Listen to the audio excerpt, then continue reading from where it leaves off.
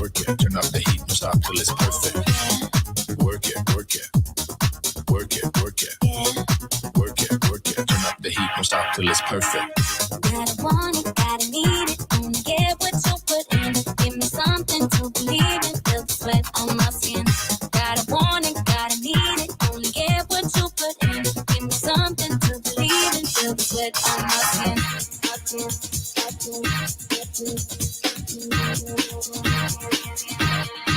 I put the work in, 'cause I'm worth it.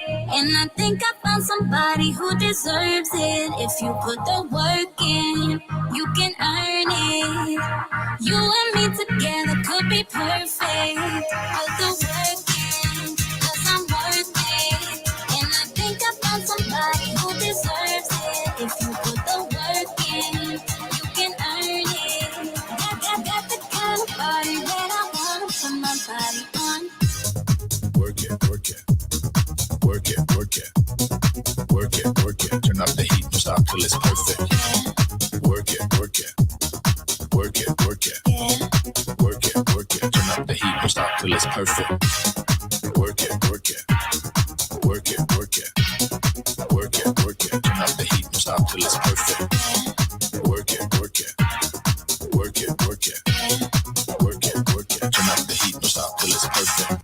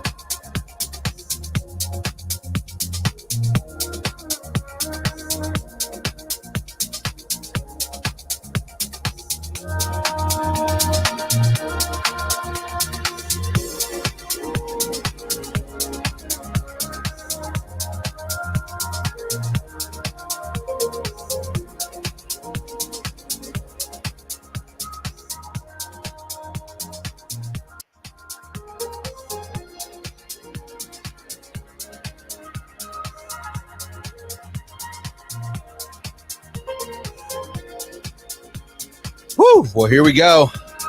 Let's do it. It's about that time. Righto. Oh, there's the button. Should I drive? I was like, where's the button?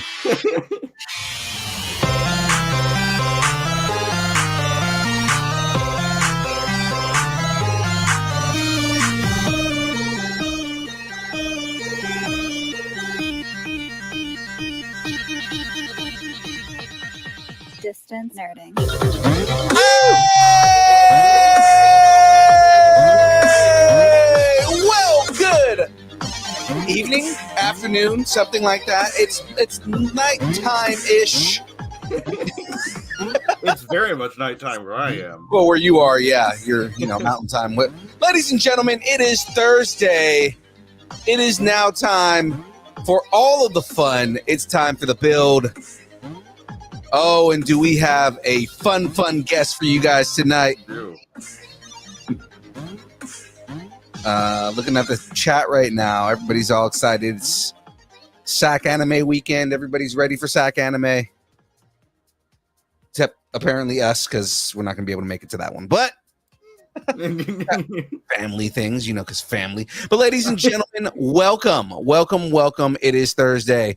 I am your boy, Young Phil.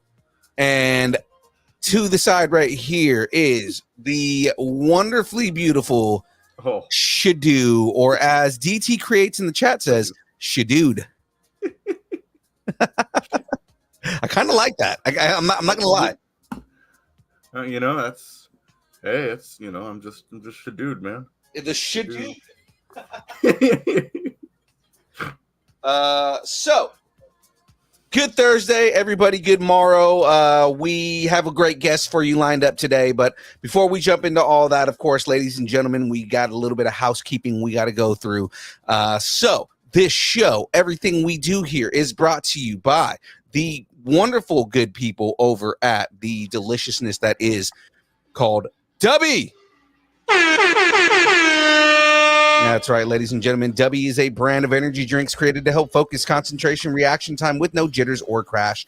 Dubby contains no maltodextrin, no sugar, no fillers, no artificial colors or dyes. Now, I know Shadoo wonders this every day, but you may be wondering what makes Dubby different from I wonder it constantly. It comes to me like a prophet receiving visions from an angry god. Exactly, right? Like Dubby is Dubby contains Neurofactor. Neurofactor is a neurotropic derived from the coffee fruit. Neurofactor helps give your brain focus and clarity, while the 150 milligrams of caffeine and 3 essential B vitamins help you stay alert and energized. Now, normally, I'll tell you to use the code NERDING10 and get 10% off your order. But guess what, guys? Until the end of September, Nerding10 gets you 20% off site-wide. How's that, right? Wait a minute. That's not the reaction I was going for. There we go. That's the children. But yes, ladies and gentlemen, Dubby is until the end of September is going for 20% off when you use the code Nerding10. And there are multiple new flavors that I haven't even tried yet. So guys, it is time to check that out. Head over to w.gg, use the code Nerding10 and get 20% off until the end of September. Awesome. I am excited about that. So with that being said, ladies and gentlemen, we have a fun interview lined up for you guys here. I know when I told Shadoo who was coming on, I was like, man, all right. Given Shadoo's the baby of the group, right? He's only 21, but I mean, he went and looked up our guest and was like, "Oh my God, he has worked with everybody." Yeah, so that should tell you something. Yeah, when someone who's 21 knows half the names, and I know all the names that our guest has worked with, because I'm a comedy nerd, so I mean, a lot of the things that a lot of the names that came up, and then looking into the work and looking into the movies, and I'm like, oh my God, I recognize him. It made it even better, So, ladies and gentlemen, This week's guest is a Comedy Store alum and a certified hit in the comedy scene. He's worked with the likes of Richard Pryor, Sam Kinison, George Lopez, and so much more. Ladies and gentlemen, please welcome to the show the amazingly talented, the incomparable Joey Gaynor. Hi, how you doing? How's the lighting? Is that all right? Do I look all right? I don't want to look like that. My lighting is horrible. Don't hang on a second. It's pretty bad. Hang on. I look like. Do they have any lighting enhancement here? Maybe if it's a Mac. How's that? Is that better? No, we go this way. All right. Well, look. We can see you. That's all that matters. That is all that matters, and you can see my eyes because I drank 84 W's before I came on the show. Oh yeah. So he's got crack eyes right now. That's basically what's happening right now. W. I like the name of that. W. I just had a gin and W. So gin and W. See, I talked to somebody about that one time. I was like, what would you guys feel about putting alcohol in W? And immediately someone said, so you're gonna raise your heart rate and lower your heart rate. What you're saying? That might it's just gonna like balance out, you know. It's gonna. Yeah, that might not work very. But people do Red Bull and people do Red Bull and whiskey and Red Bull and beer. Yeah, I don't know. I don't understand. Why don't they just shoot an 8-ball? Yeah, you're gonna get a better effect. No, I don't want to say that. I don't want people out there to think I'm telling them to go take drugs. We're not endorsing drugs. Now, all I can do. No, if we were though, no. Remember, Shadu will do anything for money. So, yeah, I know the feeling. I've been there and done that. Boy, I look like some old mafia guy. So we say you look like Sylvester Stallone. Yeah. In 1958, we locked Rocco Bellatore in the freezer all night. He froze his head. It was so funny. Chuck Stilwell said pizza. They always have those guys on, and they're always laughing about who died. Huh, he got dead. All right.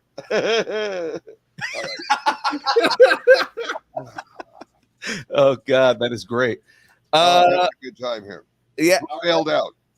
We're already. We will not bail out on this. This is we do improv, so it's like we're gonna yes and for the rest of the night, and it's just gonna progressively get worse. Oh wow! Look at my microphone; it's right there. I didn't know that the camera was so wide with how far it went, but okay. All right. Well, Joey, nice to have you on the show, man. We are excited to talk. Help me! I can't get out of Moscow. Help me. Okay. So let's get right into this, man. Before we get into your story, before we learn all about Joey Gaynor and everything we know about you, we have a segment on distance nerding called Growing Up Geeky.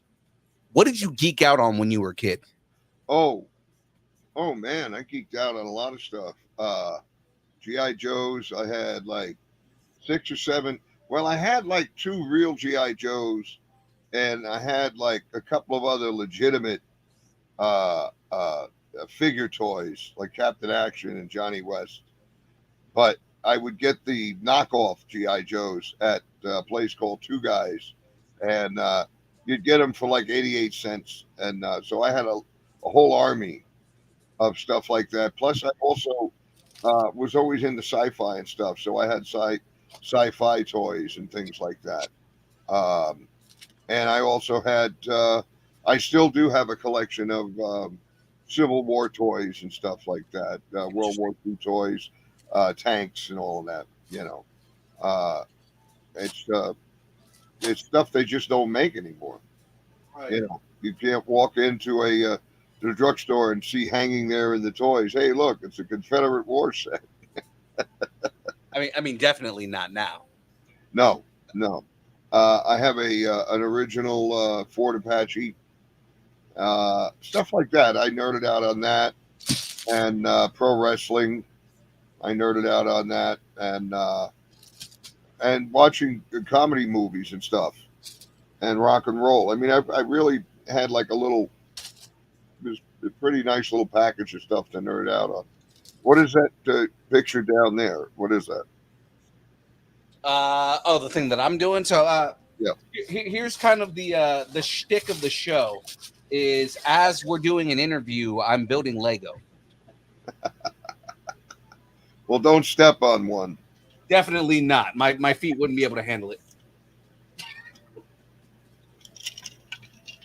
You could step on one with a shoe on, and it won't be able to handle. Oh, that's a little better. Well, it depends on how thick the shoe is. Yeah, and when you're sitting there wearing the toe shoes, then you're fucked. Yes. Let me see something here. Maybe if I do it. Well, I got pizza. Yeah, So that looks a little better. Oh yeah, that's better. Yeah, a little clearer. All right, we're good. Yeah, so a lot of the things you nerded out on. I'm like, I nerded out when I was a kid, but like the '80s versions of it. You know what I mean? Yeah. So like G.I. Joe, and I've always also been a sci-fi nerd. Well, the G.I. Joes that came out in the '80s were smaller. Right. They're like, so the ones that I had were like the ones with the rubber bands. They weren't the big Ken dolls on steroids that they were back in the '60s. Yeah. Well, they were anatomically incorrect too. No, G.I. Joe didn't have any. We used to say he lost it in the war. He was crippled. Yeah, no, that would be crippling. Yeah, he lost his junk in the war. And we tried to match him up with Barbie, but he had PTSD. She couldn't handle it. And we yeah, I remember in the '60s, I got one of the first black G.I. Joes. Ooh. And I had him, like, my friend's daughter lived next door, and she brought her Barbies over, and I had the black G.I. Joe with the white Barbie. And that started some promotion. It was very funny. It was in the mid '60s. Like, what are you doing? You're mixing the races. Those dolls are going to, procreate more plastic dolls. We're just putting plastic everywhere. They're just stupid, Yeah. It was just funny. I mean, I always found it funny to do stuff that would really piss off people older than me. So now I go around, and when I see somebody 90, I piss them off. No, I don't do that. Back then, it's how do I piss off my parents? Now it's how do I piss off more boomers? Well, back then it was how do I piss off my parents, and now it's how do I piss off somebody else's parents. Right. Mine are gone, so I piss someone else's off. I try to anyway. It's more Sinatra type. Hey. Man. I don't want to look like Mickey Fardo, I don't know why I'm wearing a hat. Well, it's because of the lighting in here. I can't do it. Fucked up. Oh, I cursed. I don't know. You're fine. No, you're fine. You're fine. No, please. We don't have any on this show. We don't care. No. You're good. So what do you fellas do? No. Well, I have another question for you here. So, Sure. If a movie was made about your life, who would play you and why? Actually, Jack Black, because he'd be able to do all the stuff I can do. I like it. He could handle stand up, he could sing, he could do music, he could act, because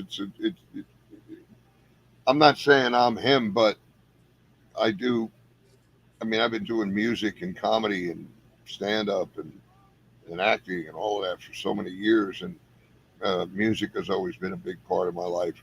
Rock and roll as well as Sinatra or whatever. Right, like lounge music. Yeah. Crooner music. Huh? Crooner music.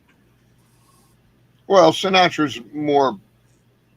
I grew up listening to him, so I always Sinatra. It's hard not to really. My dad was a big Sinatra fan, so I grew up listening to a lot of Sinatra too. Yeah, it's well, like I say in my act, I'm half Italian, so my mother being Italian, we listen to Sinatra, and you have to learn the 3 S's: Sinatra, spaghetti, cement. So it's mandatory that we listen to Sinatra. Actually, my mother was a bigger Dean Martin fan, so growing up, I listened to Dean Martin than I did Frank Sinatra. And then I didn't really get into Sinatra till I started doing impressions of him. Oh. I used to before I would ever do them on stage, I did them in my bedroom for years. I was practicing. Ooh, you know. He always Frank always will say something like, and he stretches out that ooh. Yeah, So yeah. that's how I started working on that. But yeah, it's funny. That was the only one I used to. Other ones I picked up by uh, other impressions I picked up because I'd meet the people Right.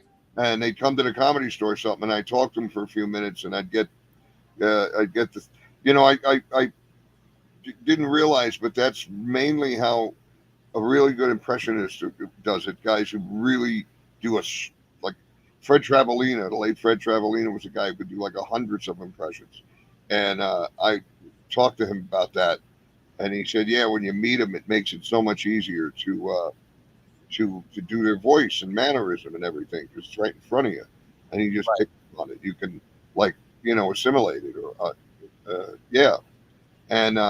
And when you do it well enough and in front of them, a lot of times they're like, "Oh my god, that it really is me." Well, I never go up to anybody and do them. Okay, only two people ever asked me to do them in front of them. One was a singer that he's in Dusk Till Dawn. He was the lead singer of the Cruzados, and I was opening for them at the Coach House, and I did an impression of him in my act. And when I came upstairs, because we all knew each other from the musical neighborhood in Hollywood, and when I came upstairs to the dressing room, he was like, "Do that again! I can't believe you could do me!" And it was great. And same thing with Southside Johnny. I never stopped them to do them in front of them.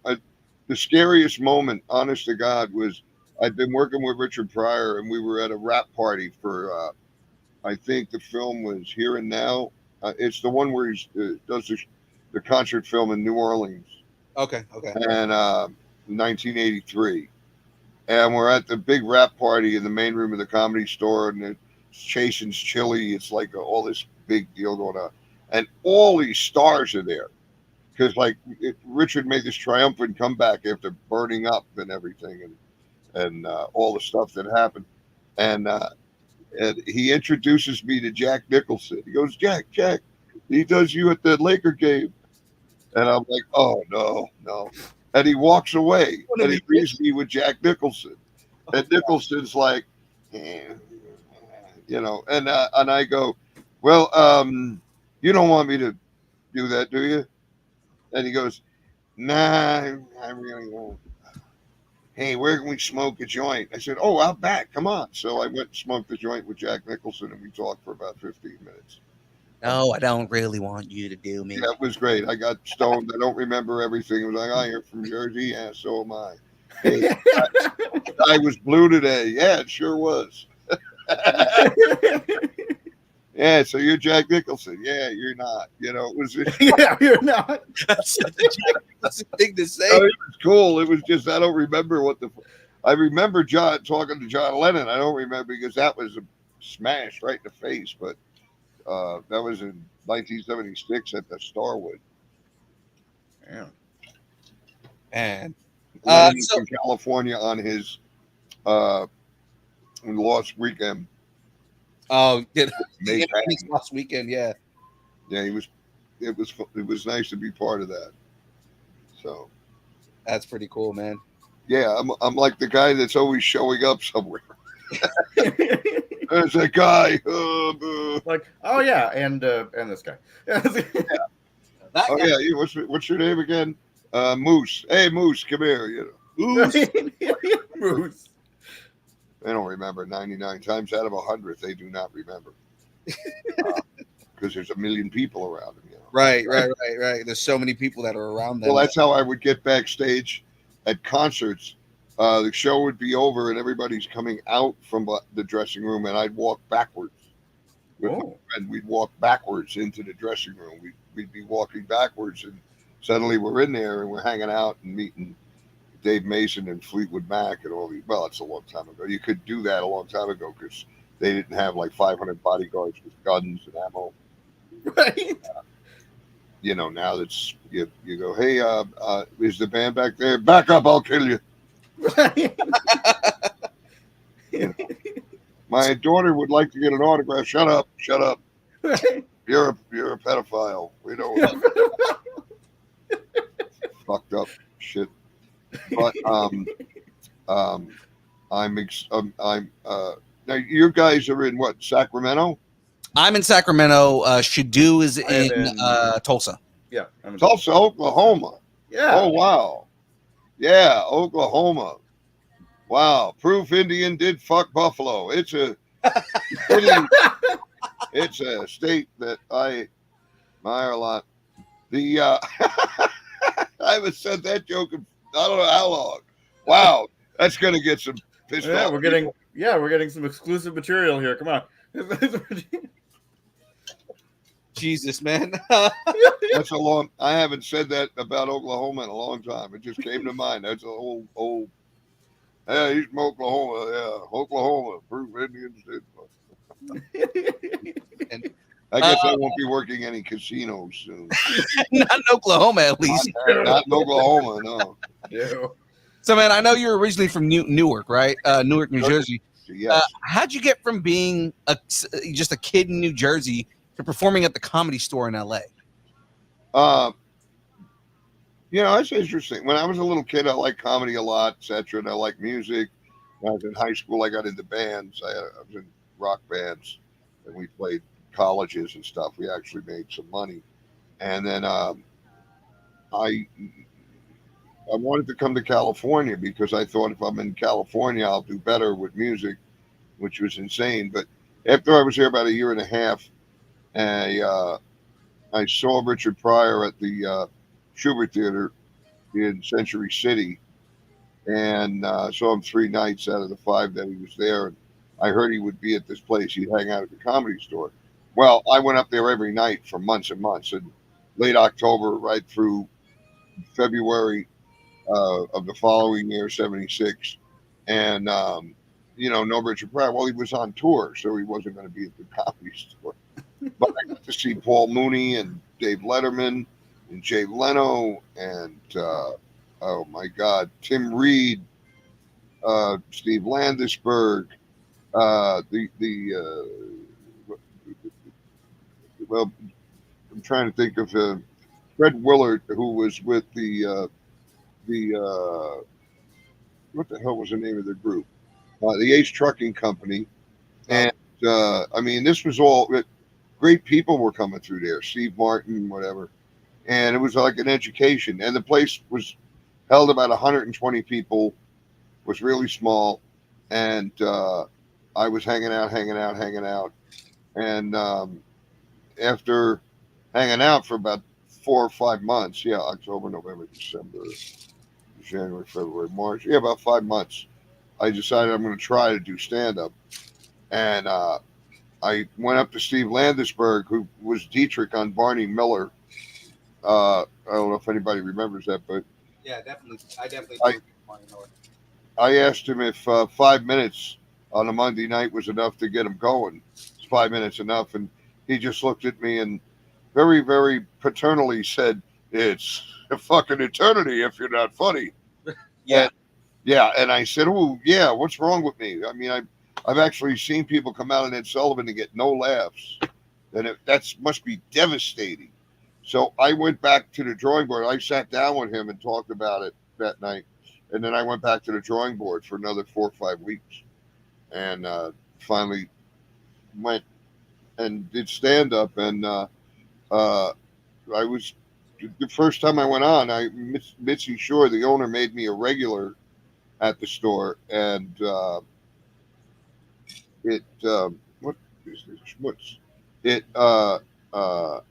That was it. I really realized that was what I wanted to do, was be an actor, and I wanted to be a comedian, a musician. Now, I like being an entertainer, is how I look at it. Yeah. yeah, I always look at it that way because that's what I like doing is entertaining an audience. You know, it's a lot better than feeding them. 100% relate to that. Ooh, yeah. Enjoyed at least attempting to entertain people. I don't know if I'm as entertaining as you are, but I mean, Well, I no, I mean I'm very entertaining. I guess I don't know. I don't know what the fuck I am. Look, you're a seasoned entertainer. I'm just a yes, I'm a seasoned entertainer. Yeah, you I'm walk me over, you'll find black pepper all over my ass. It's very I was about to say. seasoned entertainer. No, I black. you know, I just I try to attack if it's an acting gig, I attack it as fun. Yeah. I mean, I knew so many actors that were like, oh, I got to shoot this commercial. Oh, and I'm like, well, fuck it. Tell them you can't make it. I'll do it. Right? Well, I don't want to do bad work. Then don't do a bad job. Yeah. You know, I love this idea. He did a lot of bad work. No, he paid the rent. That's what always cracks me up. I mean, you're in a business where you could sit there for years and and be a Ryan Gosling and get lucky. I mean, you know, when I say that, I mean that's not that he's not talented, but he just break through. And there's another 100 guys like him that can't break through. So when you get to break through. You know, you can't win the game if you don't play the game. Right. Yeah. Yeah, I mean, it's like the guys I know that I live in Tucson, Arizona. I know guys who go out to LA. They're there 3 weeks. They come back. Oh, LA, man, it sucks, man. You know, oh, why? Because they didn't like go. Oh, you're here. We've been waiting. You know, Right. You got to actually waiting work for at an it. actor Right. like you. Yeah. If you're not going to spend the time, then what? Don't cry about it. You know, I'm not bragging. I mean, I lived there 47 years. I was there a long time. I moved there when I was a kid, and but I had been out to California in 1964, and I was 8 years old, and I was singing in nightclubs. So I was like a what do you call a novelty, and but I could really sing. That's what was. That's insane. 8 years old. Singing grown-up songs, not little kid songs. Yeah, You know, yeah, I was singing. I was singing stuff that was, you know, heavyweight music, and that's what that's what I mean. I would sing Sinatra songs and stuff. Wow. You know, yeah, fly me to the moon. I was a little kid, but I knew how to sing all this stuff, and that's because I grew up in a house where music was on, and whether it was Hank Williams or Jackie Wilson or uh, Dean Martin or whatever, it didn't matter. It was just music. Right. It was eclectic because my mom would take a stack of 45 records, just put them on the thing. That was to keep me, you know, occupied. And I'd sit there and listen to one after another. And to me, it was just one song after another. It never was to me like, oh, well, that's country. That's this, that's that. No, that's just how that one goes. This one goes. It was just music to you. Yeah, it was just music. You know, that's why little kids can pick up foreign languages so easily. Because, oh, I got to talk this way to that guy, but to that guy, I got to talk this way. When I'm home, I talk this way. And that's why little kids can pick it up. They don't sit and they're not going, oh, predicate, nominative. Not thinking about it. Like, okay, got a decline here and then conjugation. Yeah. They're not diagramming the sentences. They're just going, oh, okay, when I talk to the Polish person, it's you know. And when that's how I grew up, you know, in the neighborhood. Yeah. I mean, that's, you know, that's a good way to think of things, really. Well, yeah, it pretty much is really is the truth.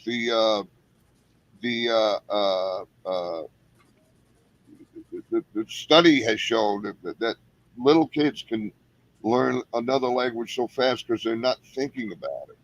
And I try to adapt that like learning Spanish, because Spanish comes in handy. We have a large Latin population now, and it comes in handy when you're at the market or at the mechanic or during a home invasion. It's good to know some Spanish. because Lord. Anyway, Ah.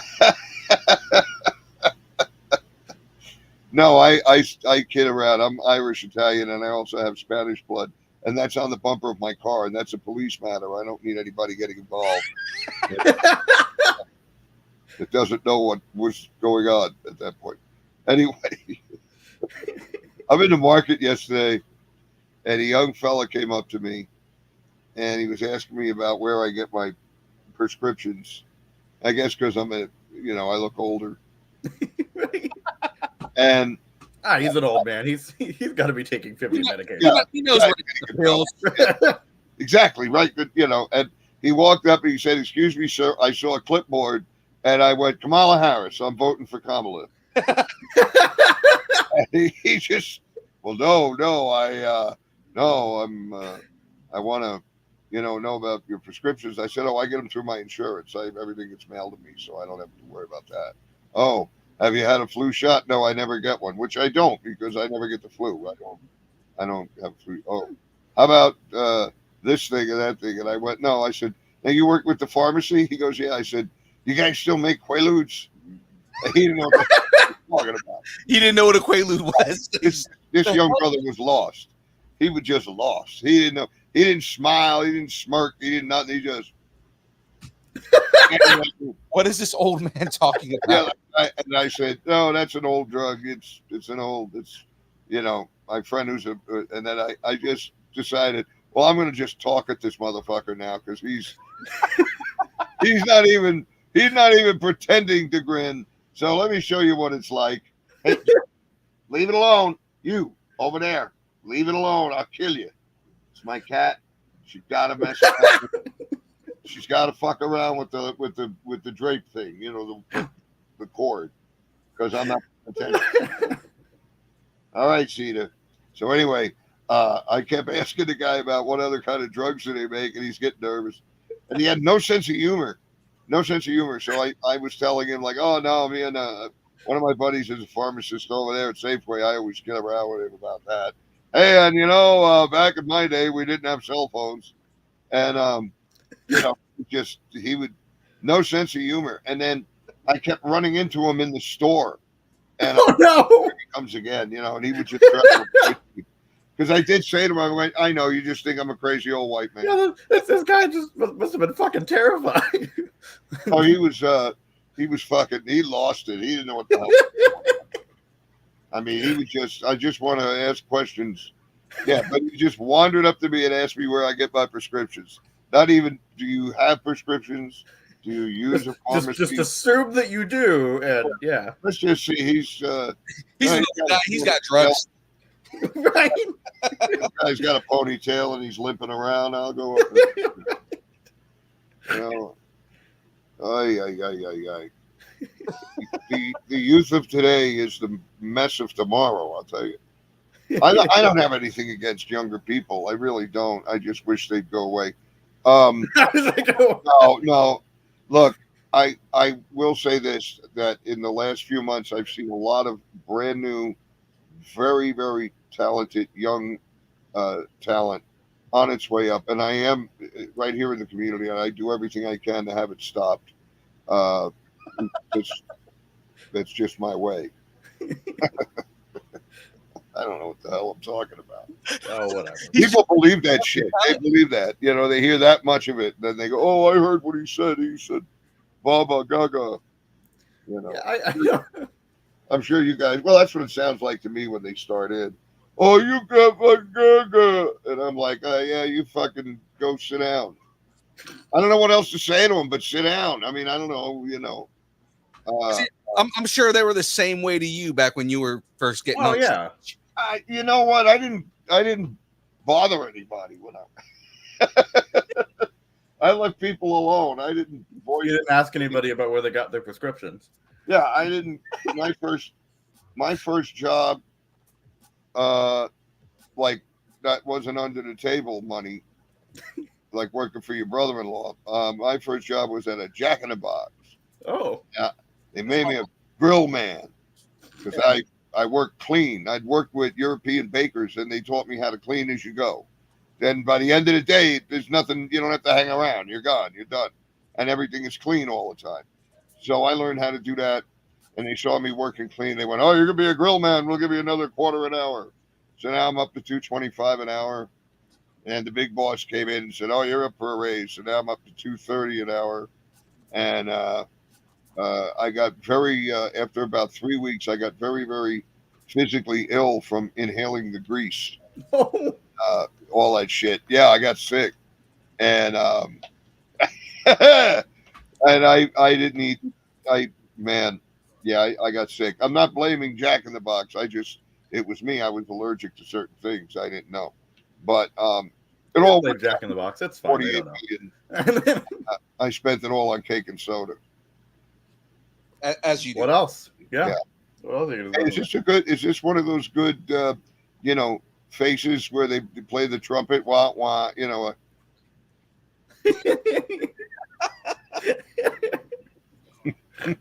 Jesus, man. So we're starting to get some questions in the chat here. I deny everything. I'm innocent.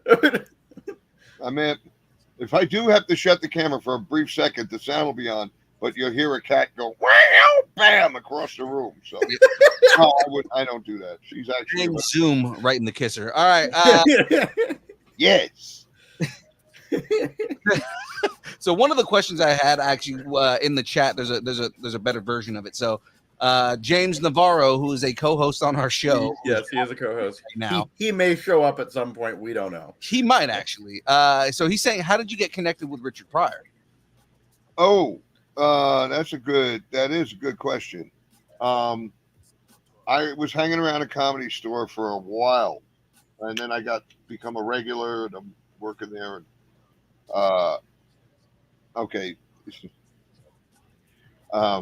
I became friends with Paul Mooney, who was Richard's writer. Right. And a very, very funny guy. I mean, man, what a mentor. Yeah, rest in peace to the great Paul Mooney. Oh, yeah. He was unbelievable. And so I was, what the hell was going on? I had been a doorman at the Comedy Store for quite a while, and then I wasn't anymore. I just didn't want to do that anymore. I mean, you do it as long as you can do it, and then you're done. And I get a strange phone call from Mitzi Shore, and she says, "Joey, would you come in and work the door for when Richard Pryor's here a couple of nights a week? Because she said to me, it's going to be a very big black audience, and you're good with them." And I don't know. Oh, God. Well, I guess that's a compliment.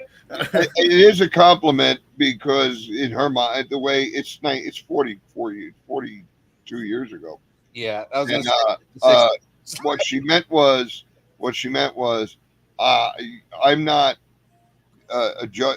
judging people. I always was. She knew this because I ran the potluck night for her.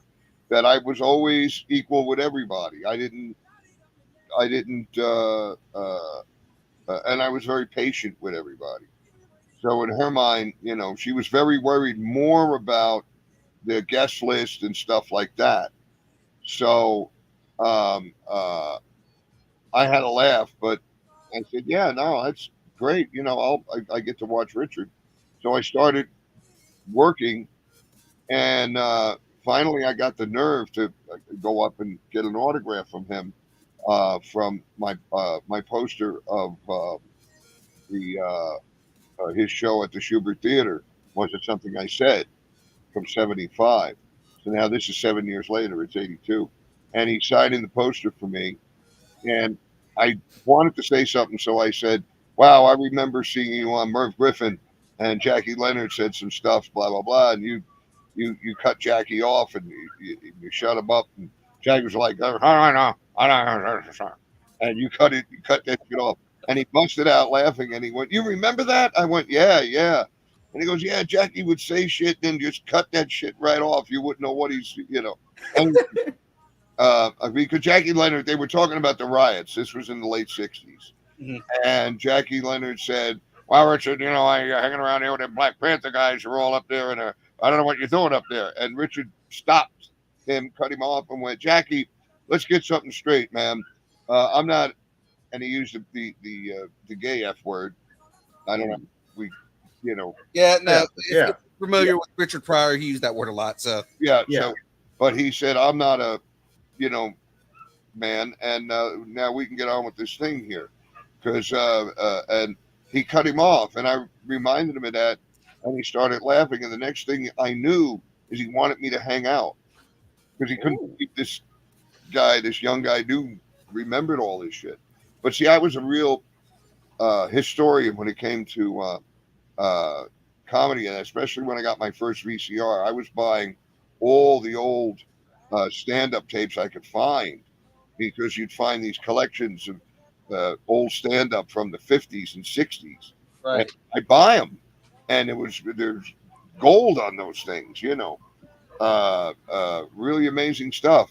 So yeah, we started hanging out, and then he saw me performing one night, and then he called Mitzi, and he wanted me to open for him in the main room. So it was great. We had a great time, and he was a really a great mentor, somebody great to hang around to learn comedy from. And that just came from having a conversation with him.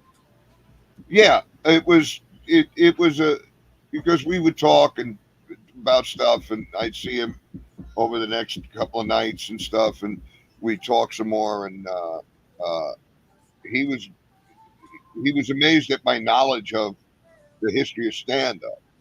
Yeah, He'd ask me, "Hey, who was the guy that da da da da da?" And I'd say, "Oh, that was Pat Cooper that used to do that." "Oh yeah, yeah." So, and he would be amazed that I knew that because there was two things. Like, I was like a savant. I knew I was an encyclopedia of stand-up comedy and professional wrestling. Ooh. There's like two things I knew everything about. Now wrestling, I don't know that much about. Too much. That just I can't follow it all. It's just a lot that's happening, and there's so many promotions, and Yeah. it's not even that there's a lot of promotions. It's just like, it's hard to keep up with some of the stuff that's happening right now. Oh yeah, the VFW has a champion now. He goes from VFW to VFW. Right. All right, here he is, the American Legion heavyweight champion. Oh man, I might have to start racing for the VFW, man. The Kiwanis Club heavyweight wrestling champion. God, I'm just gonna start showing up at the VFW. My wife already tries to tell me to go to the VFW more. You know, what's funny is when there was public access, there was more bad wrestling on television than ever. Oh yeah, public access was covering these local shows, and not only was the camera work bad, but it's just awful. I know. I worked on a few. It was fun, but they were awful. Just awful shit. 30 people show up, and you're angling the camera to make it look like 40. Right. It's really stupid. I Like, can't. If I can find something. We have 20 people here, but through the magic of editing, you're going to believe there's 21. Yeah. Well, that's before AI. Yeah. AI would just fill up the stadium. Right. Yeah, AI now you can fill up the stadium, and like they did with one of the Trump rallies, they try to fill holes, and they put the same blend The same person, right? Yeah, the same one. And I said, gee, I understand you're trying to fill the hole. I get it, but at least look at what the fuck you're doing. Yeah. I don't care what side you're on, man. Don't know what the hell you're doing. Right. At least make it look convincing, man. Right. Jesus. So James asking too, what was the store like back in those days? Did you work with Freddie Prinze? And I know you have a story specifically about Freddie Prinze. I definitely want to hear. Yeah, I met Freddie back in the day when I first started, and he would come in the Improv. All of '76, I got to know Freddie pretty much. Yeah, from I'd say from March of '76 till he died. I got to know him. I'd park his car at the Improv on Sunday nights. He'd come in and he'd flip me the keys. and I take a Stingray for a ride up Mulholland, man. Fuck. And come back 30 minutes later. Well, I guess it was hard to find a parking space. Oh yeah, no, I got you a good one, but it was hard. You know, he knew I drove it around, and it just the summer of '76 was kind of magical. Robin Williams showed up at the store. It was an interesting. It was a really interesting summer, and then the summer of '78 was really something. And then because I had just gotten back into the comedy store, and the New York Yankees were playing the Dodgers in the World Series, and the Yankees were staying at the Hyatt House next to the comedy store. And as you can see by the that I'm a Yankee fan, so that was quite a thrill. That was a magical summer. New Jersey? Yeah, the store was really something. I wouldn't put it down now. I think it's more of a touristy kind of thing. I'm not knocking it, nothing like that, but I think it's more of a tourist thing now than it was back then. Back then, it was a developmental place where people came and where you could bomb and develop. Now, and you tried to get a series by working the store and working on your act and showcasing. Now, to get into the store, you got to have a series. So it's a Oh wow. yeah, or you got to have 8 million people on Instagram that are never going to go there. Right. That's the thing. I've got 2 million people on Instagram. Yeah, most of them are in Europe and Asia. They're not coming to or they're robots. Or it's AI. Exactly. Yeah. Right. They're not coming to the show in Keokuk. Yeah. So it's you know, I don't like AI. I actually got in a big fight the other night. I was with my imaginary friend, and we went to the Odyssey Club, and a gnome and an ogre jumped me, and he didn't do nothing. And I just told him, "Fuck you! You're not going to help me out." So I got to find a new imaginary friend. Well, I hear they're looking for jobs now, man. So I mean, you know. Yeah. I don't know. I'm experimenting. I put yogurt in the freezer. It's probably going to be awful. We'll see. It sounds like a good idea. Well, I don't want to eat ice cream. No, I'm type 2 diabetic. It makes me sleepy, tired. You know. I get you. I'm also type 2 diabetic, so I get that. Yeah, I'd rather smoke pot and get, you know. So, and no offense to if there's any children listening, you know. There's one, but he does not get offended. Yeah, and that's not a joke. Don't smoke pot till you're 18, till you're legal, because and if you take it out of your older brother's stash, try to make it look like you didn't. You know, crush the stuff up a little more. I'm the uncle at the party who's smoking pot with the teenagers, and then says, "Listen, don't tell anybody I took, you know, that I'm smoking this joint with you because I got it out of your dad's stash." So I'm that guy. So the point is, you're the cool uncle. Well, yeah, I don't want to be the crabby uncle who's like, in my day, we didn't have hand sanitizer. We licked our germs. Right. Keep each other clean. We didn't wash our hands. We didn't wash our hands. We just let them smell. Right. You know, I didn't wash my hands. My mother taught me not to shit on them in the first place.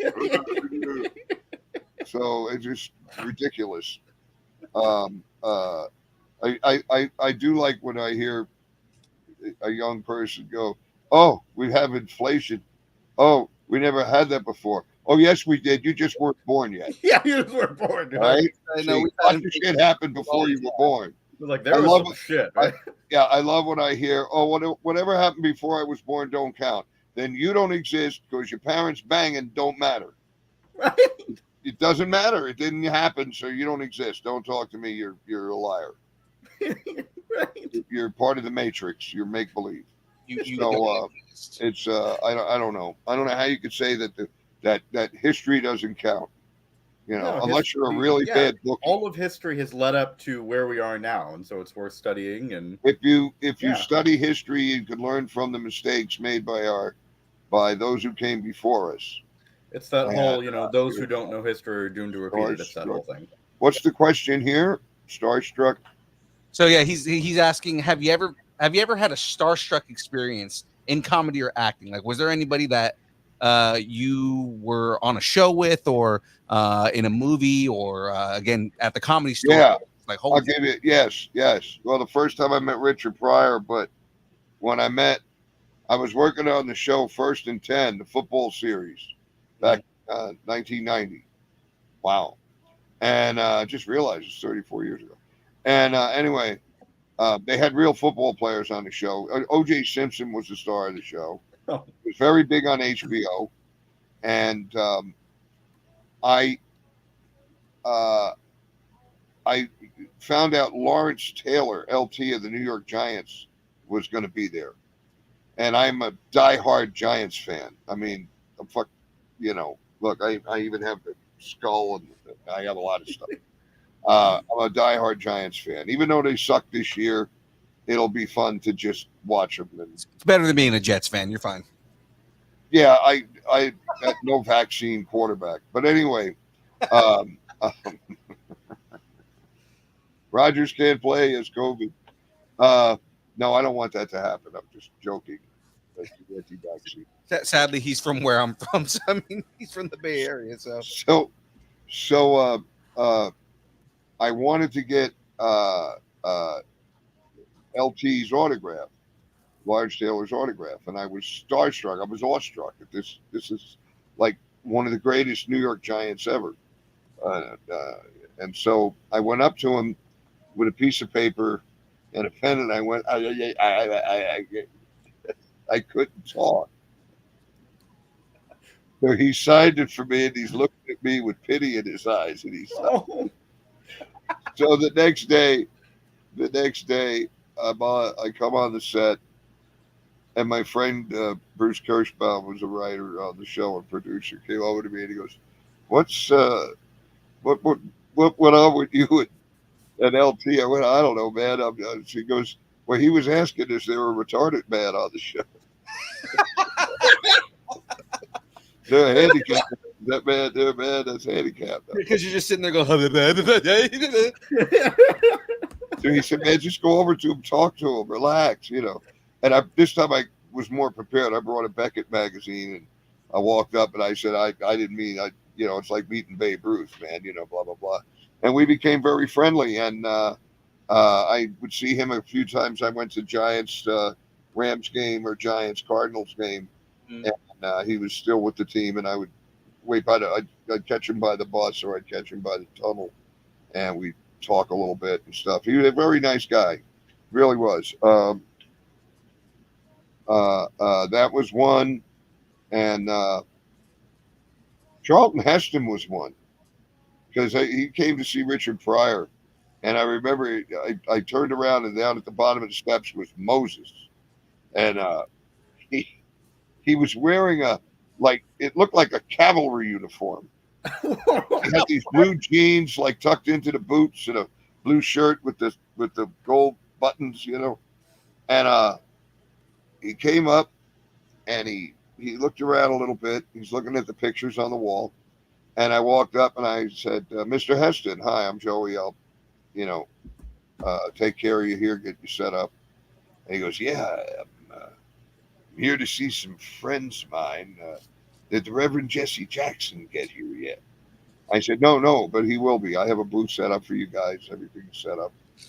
And I said, "I got to tell you, of all the movies I've ever seen you in," I said, "my favorite is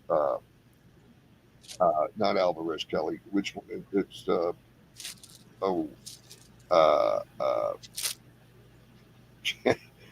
it is my favorite movie with him in it. Hang on a second, I got to think. It's oh fuck. What is the fucking movie? I'm lost now. Hang on. I'm unfamiliar with what the fuck. I don't know which. No, I'm Major Dundee. I get it confused with Alvarez Kelly because they're two of my favorite movies. Yet there's different people in it. Right. Richard Harris is in both. But anyway, Richard Harris is in it, and Charlton Heston. It's a great movie about post-Civil War. And I said to him, I'm a big fan. Major Dundee is like my favorite movie you're in. And he looked at me because he's been in movies with Orson Welles and all this great stuff, Ben Hur. And he looks at me and he goes, wow, Major Dundee. Yeah. And he looks off. Now, the wall is right here, and he's looking off at the wall like he's looking off into the vista, And he turns back to me and he goes, yeah, that was his swashbuckler. And he goes, Charlton, my friends call me Charlie. You can call me Charlie. And it was cool though, man, because I'm talking to fucking Moses, And everybody thought he was this racist guy, and here he was sitting with Reverend Jesse Jackson, Andre Crouch. I do believe it was Dick Gregory, and the four of them. I had them in the booth. They were pretty substantially good-sized guys, so I could only put 4 people in the booth that night. But that was another time, and and of course, there was times I met baseball players and stuff. But Robert De Niro, when I met him, I was pretty struck. He was coming in to study for King of Comedy. He was watching the late great Richard Belzer. And at the end of the first show, I was the MC and everything, so I was setting up the room and everything. And De Niro comes up to me and he goes, "So I see you MC the show and you seat the people, you do all of this." And I go, "Yeah." And I said to myself, well, I'm not going to miss this opportunity. So I said, I reset the room. Hey, hand me that chair. And he hands me the chair. I put the chair and we start. And I go, hey, let me move this table. So after about 15 minutes, he helped me reset the whole room up. And it's a pleasure to meet you. He goes, yeah, you too. And I went, nice working with you. And he went, nice work. Oh, you got me to Oh, you got Bob De Niro pretty good, man. Yeah, I got him good. It was funny. I always wanted to run into him again and see if he'd remember that. I'm sure he does, dude. Anytime that I've seen like any interviews with him and stuff like that, he seems like he's a guy that recollects things pretty easily, especially something that's he keeps working, so obviously he can remember. Not joking. I mean, he's always working.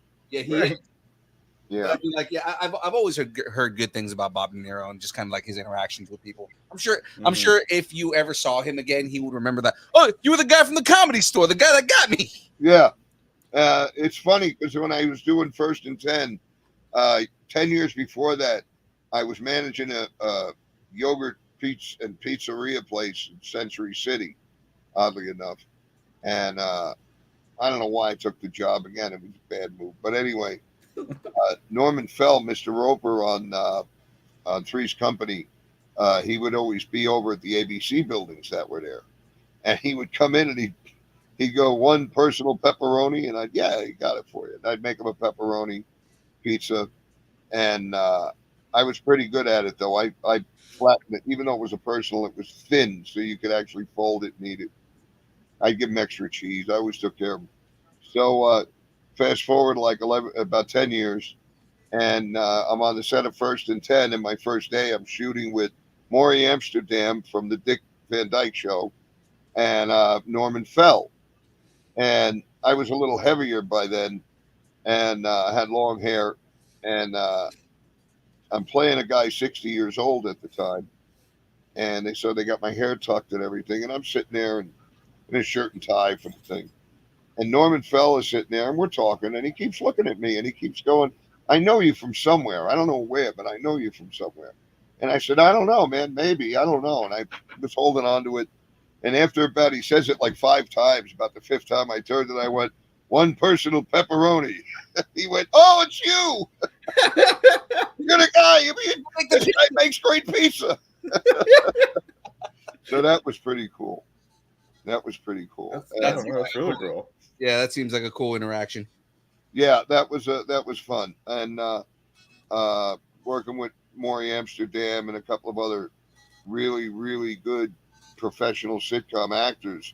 The woman that was playing my ex-wife was Arlene Galunka, who was on a lot of, you don't know the name, but if you saw her bang, oh, she was on Andy Griffith, she was on this, she was on that, on all the late night shit you watch when you're smoking pot and you run out of ding dongs and you try to fall asleep, so you watch these shows. And I didn't realize what Hooterville meant till I went to Hooters, Petticoat Junction. So Yeah. yeah, it was Hooterville. And everybody said, "Do people drink the water?" And no, that was the water tower for the trade. This is information that a lot of you people who call yourselves baby boomers need. I'm not a baby boomer. I'm born in 1955. I am a child of rock and roll. So there's no booming in my world. That's all for the people who want to, their grandkids to call you that. No, fuck that. Tell them, hey, grandson, because of me marching against Vietnam, you didn't get drafted, you little prick. Now shut up. See, that's the thing they don't realize, I love when young people think they discovered racism. Oh, where was it? Under a rock in your kitchen? That's the only place it could have been. Yeah. I always find that funny. Oh, prejudice is bullshit. Yes, it is. What's your solution? Besides going on Facebook and writing, what's the solution? The solution is, get rid of the prejudice people. Yeah, that's easy to do. They solved it. Well, all we got to do is give them their own state, huh? Oregon tried that already. Give them North Dakota. I like South Dakota. Give them North Dakota. Give them North Dakota. Is that the one that? Which one's the one the dog killer's from? Who's from? The dog killer. What's her name? Oh no, that's South Dakota. That's South Dakota. I think we passed her spread, her ranch, because it said Noem, Noem, on these rocks, and then it had other stuff. We blew by, and I didn't really get to read the other stuff that was on the rocks, but I do believe we passed her place. And I was with we were doing a show there, so it was in the car with another comedian, two comedians, and I said, "Wow, man, I can't believe she just shot a puppy dog." And one of the comedians goes, "Well, at least she, wasn't killing Palestinian children." And I went, "Well, man, you can't equate." I said the puppy dog didn't kill any Palestinian children. Right. I said, so let's get things, stop trying to equate this with that, because it's the same fucking thing. They're not equal. An atrocity is an atrocity either way. Right. Yeah. I mean, but I mean, when you shoot a puppy because it was, why didn't she call the dog whisperer? You got the money. Yeah. Call the dog whisperer. He'd come out. I don't know if Caesar Milan wanted to work for her. Well, he might not have, but he might have done it for the dog. True. Yeah. Christy, no. Don't leave your kids with her. No. What happened to where's my 4-year-old? Well, he was getting streptorous. So he's Ash now. Oh my God. It's nuts. Any more questions? Who else has got a question here? Definitely. Well, let's jump in back into one of the ones I have here. So, you've been in a lot of movies, and one that kind of like struck me was The Five Heartbeats. It's definitely 1991, directed by Robert Townsend. Robert Townsend's in the movie. I had to ask, like, was that a typical audition, or was that something different? Robert called me up. Robert and I have been friends forever, and he called me up, and it's really cool when that kind of stuff happens, because like the director or producer calls you up and goes, "Hey, what are you doing next month?" And he called me and he said, "Would you be willing to?" The first thing he said, "Would you be willing to dye your hair blonde?" I said, "Yeah." Why not? And it was really funny because I was really heavy at the time, and I had long hair, and I dyed it blonde, and I'd be walking down the street, and people be yelling and cursing at me. They thought I was some wrestler. Oh, fuck you! I saw what you did. Yeah, you and I'm. Yeah, Oh yeah, son of a bitch! You. I hope he kicks your ass Friday. I don't know who they thought it was. I have no. Were they were And sometimes Anyone kick your ass in Cousin. general, yeah, sometimes I would milk it and strut, like that. I'd be strutting down the street with long blonde hair, and somebody Nice. pull up. Oh, you asshole! they're just like oh man. And this is in 91. So I mean, my 1990 when they did my hair blonde. right. So this is 2 years I after. Famously, we're going to get into this later, but like you're cousins with Adrian Adonis, so somebody was probably like not realizing what happened with Adrian. Adrian or Keith. No, this was after he passed away. Right, that's what I'm saying. Somebody not realizing what happened with Adrian, and like, is that Adrian Adonis going down the street right there? Well, it was funny. I don't know who they thought I was, but I would. The more that would happen, the more I would strut. Like in Hollywood, I'd strut down the street. People would just yell shit from their cars. You asshole! Who do you think you are? And who do you think I am? after the first episode that aired, where I was Frankie the Rat, and I took the tooth from Ogre. I can't remember his name on the show, but the guy Don, the guy that played Ogre in Revenge of the Nerds. Right. Don Gibb. In the show, he wore this tooth that he knocked out of some player's mouth, and he had it gilded gold and everything. And he wanted me to do something, and I told him I'll do it for the tooth. So he gives me the tooth and everything, and then I'm walking to go to an audition at Universal, and I'm walking on Ventura Boulevard to go on just to walk to the studio, and I hear from a truck. I have my First and 10 jacket on. And I hear from the street, I saw what you did, you motherfucker. Fuck you. And the guy's cursing at me. And I looked over, this guy was in his pickup truck, and he's like seriously cursing at me. And I realized this is like wrestling. These people believe this shit. They think it's a real team. They don't, and that was the best part about it. So if we'd have done another season, I would have really pushed to be a real prick. Because that's the most fun. That's the most fun is when you're a heel. Oh yeah, absolutely. Yeah, if you can get them to like you when you're a heel, that's the best part. So nice. And as you can see, it's getting dark here in Arizona. I think it gets dark here before it does in California. I'm pretty sure it does. Well, yeah, that makes sense. No, I think it does here because the Earth is already turned. Right. I don't know. We get lightning and no rain. Right. Yeah, just heat lightning. Well, no, there's a storm somewhere else, 100 miles away, but we can see the lightning. How do I feel about Tommy DeVito? Whether it's Danny DeVito or Tommy DeVito, if you've got no offensive line, it's DeVito. It doesn't matter. They have nothing. Donald Gibb was a great guy. I really like Donald. We got along real good. I haven't seen him in 30 years, but I like Donald Gibb.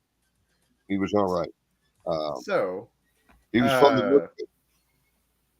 No, so on one of these things here, it said you kind of did you ever get to meet Tim Allen?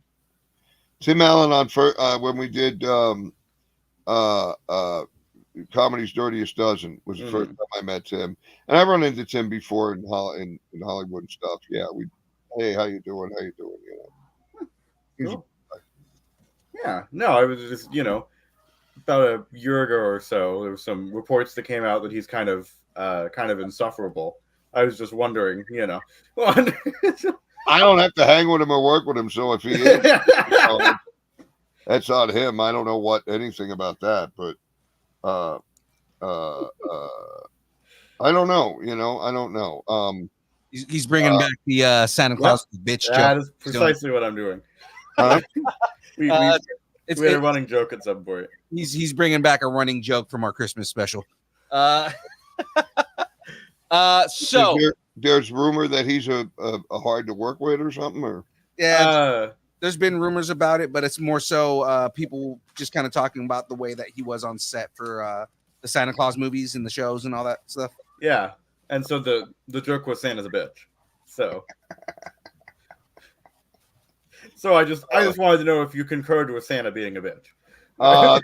no, I really haven't worked with bitch Santa.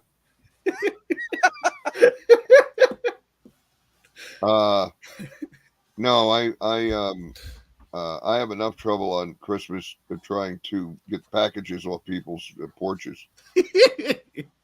Also, he is the pirate. Right. I see. No, Chris Rock is another guy that's really cool. I worked with him on a couple things. He's all right. He's a good guy. Dave Spade's a nice guy. Yeah, I mean, you worked with a lot of big names, man. And so just kind of like in a different vein, you were also featured in the most popular episode of Unsolved Mysteries. Me and Blake Clark.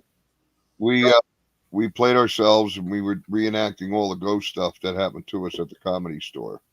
Now, were you guys approached for that, or was that something? No, they came to us. They came to you guys for that. Yeah, they wanted to do something about it, and Blake and I had the most experiences outwardly. I mean, we talked about it a lot. People knew so, and they couldn't dispute what happened to us because I never made anything up. It was always, when they asked me the story, it's always the same story. Right. I didn't make it up, and it can be pretty scary, weird in a weird way. But I'm not afraid of ghosts or whatever. But I really do believe stuff exists. There's things going on that we don't know about, and or pretend that they don't know about. But I believe there's an afterlife. I believe there's a lot of stuff. Mm-hmm. Yeah. It's spooky. It is. Absolutely. But really fascinating too. Yeah. It really is. What was the whole experience with Unsolved Mysteries like on that set? Like, I mean, does Robert Stack really talk like that all the time? Or well, he wasn't there, and I was supposed to meet him at a wedding. My friend Paul Pacerni, who was on the original Untouchables as Hobson back in the '60s with Robert Stack. His daughter got married. Robert Stack was there. I missed the wedding, and I never got to meet Robert Stack. Robert Stack kept asking, "Where's Joey Gaynor?" Because all of the old actors love my name, Joey Gaynor. It's a real old-fashioned. Right. And so I was sad that I didn't get to meet him, but on the set, a couple of strange things happened. When you watch the episode, the guy in the plaid suit actually showed up. I saw him. The spirit or whatever, I did see it, and also out of the corner of my eye, I saw something backstage down the court. So there was some weird stuff going on that day. We shot that. I believe it was in November, December of '95, and it aired in '96. And then I was getting all these calls to do all of these shows, and finally I had to say, well, what are you paying? Well, we're not paying. Well, then I'm not going to be there. I mean, you want me to go and work for 3 days, and you don't want to pay me, Yeah. So, well, we're the travel channel. Well, you just keep traveling. Just keep on going, buddy. Yeah. Keep on going. Don't worry about me. And then they did call me back, and they paid me, and it was just so nuts that it's the same thing with Jim Carrey. When Jim Carrey was big, I was getting calls to be interviewed by the E! Channel and American Journal. I was interviewed by somebody who was writing a book, and I didn't realize everything I told them is what they based the book on. They Oh didn't. no. Yeah, they didn't spell my name right. They got all the information wrong. Terry, I'm masked. It was a piece of shit. I bought it at the airport. I laughed all the way reading it. Misspellings, and it was really bad. Then I get a call from these guys in Chicago, and they're all excited. Yeah, we really want to talk to you. Hey, yeah, we're doing a book on Jim Carrey, and we really want to talk to you. And I'm like, I bet you do. And I called them up. They go, hey, yeah, we really, we blah blah blah. And I went, okay, $5,000. Give me 5,000. I'll sit and talk to you about Jim Carrey for a month. And they're like, oh, we don't have $5,000. I went, okay. I just got tired of it. It was like over and over and over. I was getting all these calls for this stuff. It was crazy. And it was like when OJ with the murder thing, I worked on the show with him. I didn't live with him. And I was getting calls from like the Inquirer and the newspapers. I had friends who actually had gotten jobs on with these tabloids because they paid by the article. So they would just write articles for the tabloids. And they're calling me up and they're like, hey man, yeah, I really would like to talk to you. I'm writing for the Globe and like to talk to you. And I'm like, what the fuck are you gonna put? I'm gonna be in the Globe. I'm not, I'm not. It's not like I'm dating a 90-year-old woman or something. That it would some kind of story here. He goes, no, I want to talk about your career and that. And the first question out of his mouth is, did Sam Kinison carry a gun? Goodbye, click. Jesus, amazing. It's just amazing to me how, So what are you building? This is a Concorde jet. A what jet? The Concorde jet. Concorde? Yeah. So I'll put it on the big part of the screen just so you guys can see. The loudest jet. Oh, that's made of Legos. Yeah. Yeah. Yeah, it's probably more sturdy than a Boeing.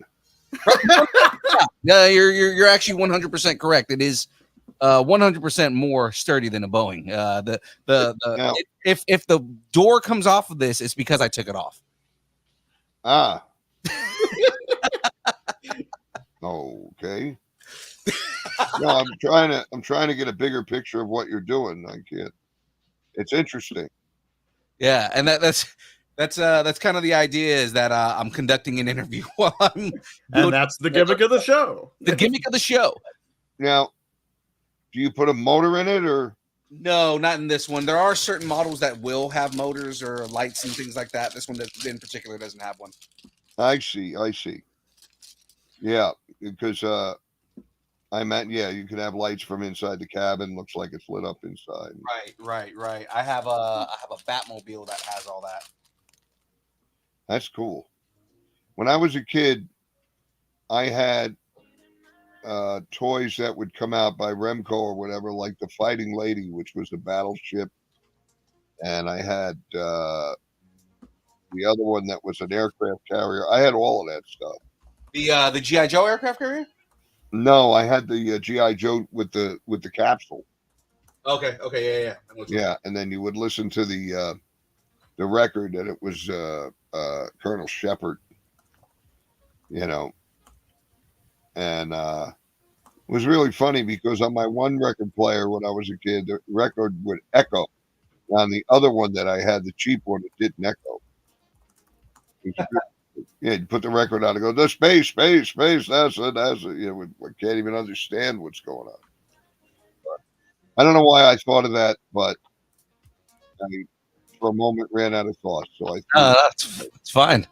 Yeah. So let's change gears a little bit, man. You basically worked as an interviewer for a bunch of wrestling promotions. So like AMA and things like that. Like how did you get into that? I worked with the IWF. And then I worked with United Wrestling Council. I said, you'd make more money calling this small time wrestling. Bill it small time wrestling, not big time, small time wrestling. That's where we came up with the idea for the VFW champion. Like that was going to be the guy. We'd do the shows at VFWs. You know, that was in a time in my life when I had no ambition and no self-esteem. Um, and then we had a great show that we did. Well, the Muscle Rock show was really good. That was the International Wrestling Federation. That's with the Guerrero brothers and everything. And then we did uh, incredibly strange rock and roll wrestling, and that was with Johnny Legend. We used to write the shows and put them together, and that was in Hollywood, and we did that for a couple of years. And like Chris Jericho was coming in, hanging out and stuff. This was in the late '90s, early guys that are rock stars, right? yeah. Chris Farley jumped on stage with me when I was doing L. Ron Farrakhan, the wrestling manager. And boy, that's not clear at all. And yeah, we had a really good time. The shows were in a rock and roll scenario, and we'd have bands on the show too. There'd be 2 wrestling matches in a band, and then a match in a band. And Vince Russo used to come and steal from us. Like we did the thing with the FedEx guy showing up at the ring, and the wrestler signs, opens up the FedEx, and it's brass knuckles. Well, we did that, and then 2 weeks later, it showed up on WWE. Yeah, that sounds like something that Russo would do. Yeah, he was a thief. He stole a lot of our stuff. I wasn't. I was pissed. Let's put it that way. I wasn't happy about it at all. And I tried to. I'm sorry. We just got a gust of wind here, and my mobile home moved about 400 miles. Oh man! So now you're on the other side of Arizona. This is it's. I'm in the what I call my dungeon area. We made it into my man cave. I'm surprised your internet still works if it pushed you that far. Yeah. Now the internet here is pretty good if you consider the fact that it sucks. But yeah, I watch the news here in Tucson, and the news is like 4 minutes long, and then it's a guy sitting there talking about if you come and have them come and change your doors and windows, you'll save a lot of money. So I don't know what the fuck, I don't know what that's got to do with the election or news out of Lebanon, but you can bring in new doors. So, how's the weather there in Tulsa? Very, very hot. Yeah, I would think Very hot. it gets cold there in the winter too. Yeah, it's extremes. Does Gaylord Sartain still live there? The actor, the comedic actor Gaylord Sartain. I don't know. Yeah, he was. I believe he's out of Tulsa. He really, really funny guy. He's in a lot of stuff. Foil. He would always play a cop and be a foil. He's just really good. And yeah, I just have to think of that because my friend Argus Hamilton is from Oklahoma. He's from yeah, and I used to write for his show, the Comedy Store Tonight with Argus Hamilton. The pandemic hit. That was the end of that show. So I was gonna say, actually, James asked earlier, what was it like writing for the Comedy Store Tonight? that was a lot of fun. We would get together about 5 hours before the show and write all the jokes. We'd build everything up during the week because we only was one night a week, so we didn't have to. It wasn't a big budgeted show like something like Last Week Tonight or whatever. Right. But we had a real good time doing that. Chris Farley, I really didn't work with him. He jumped up on stage while I was doing L. Ron Farrakhan, the wrestling manager. He dug what I was saying, and he grabbed the mic and yelled, "This man's doing God's work." And it felt like there was a bull on top of me. Just a second. Hey, leave that alone, I said. Yeah. Ladies and gentlemen, if a cat gets murdered today, we know why. Just a second. I've got to hold on. You can hear me. Okay. I just got to move the cat. No, well, Gotta move the cat. No. like I said, if a cat gets murdered today, So go ahead and look at Messenger, by the way. Well, what happens is everything gets tangled up, and if she chews the, it's what cats do that, man. I had $100 and something headphones, and my cat at the time chewed the wire. That was the end of the headphones. You know how that works. And I'm very familiar. don't go anywhere. he has cats. He knows. I did. I do not have cats currently, but I have had many cats. Okay. No, I have corgis, which is almost worse. God. So we've got a couple wrap up questions here because we got to start wrapping up the interview here. So I'm going to ask you the hardest question you've ever been asked in your life. Are you ready for this? I guess. All right. What is your favorite kind of taco? My favorite kind of taco? Yep. Well, I know it isn't javelina.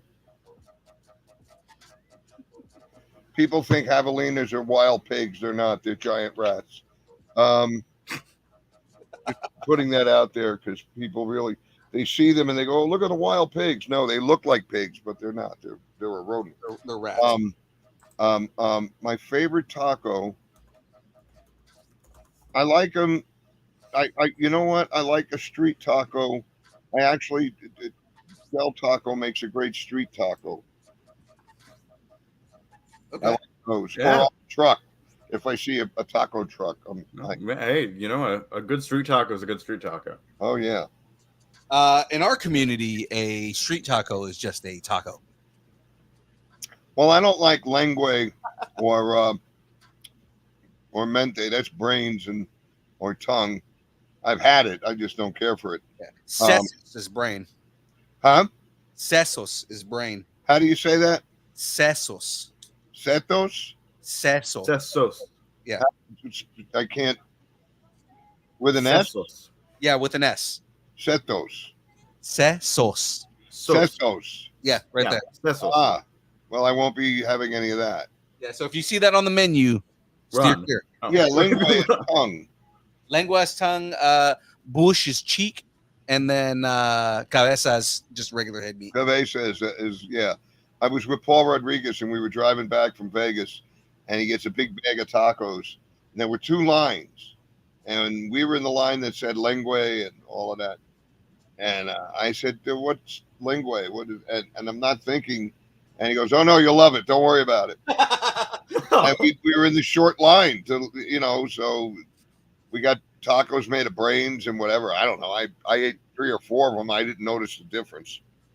Paul Rodriguez is like notorious for just being a troll like that. So it's like he's a trip, man.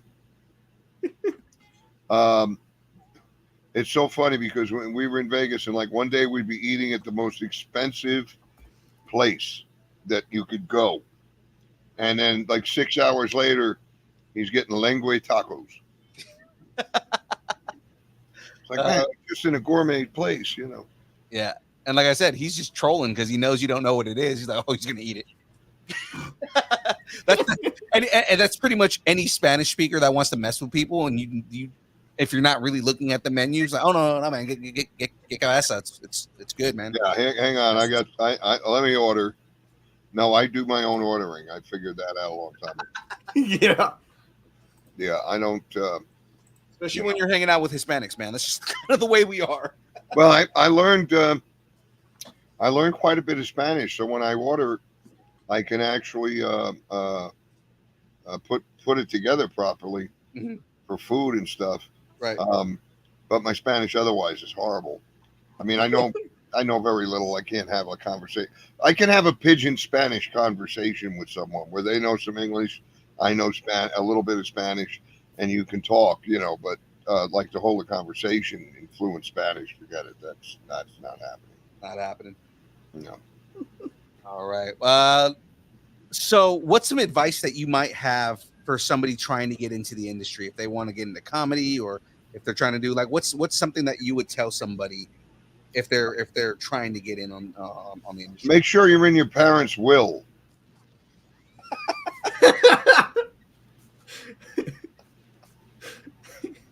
That's not bad advice. All right.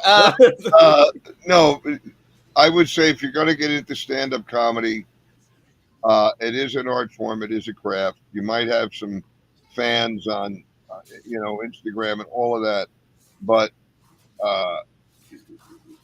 that can burn out. Right.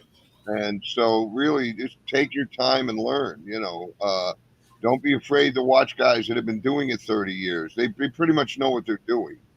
And being edgy is not getting on stage and the first thing out of your mouth is, I was taking a shit this morning and I heard a smell. And it's not edgy. That means you can't write.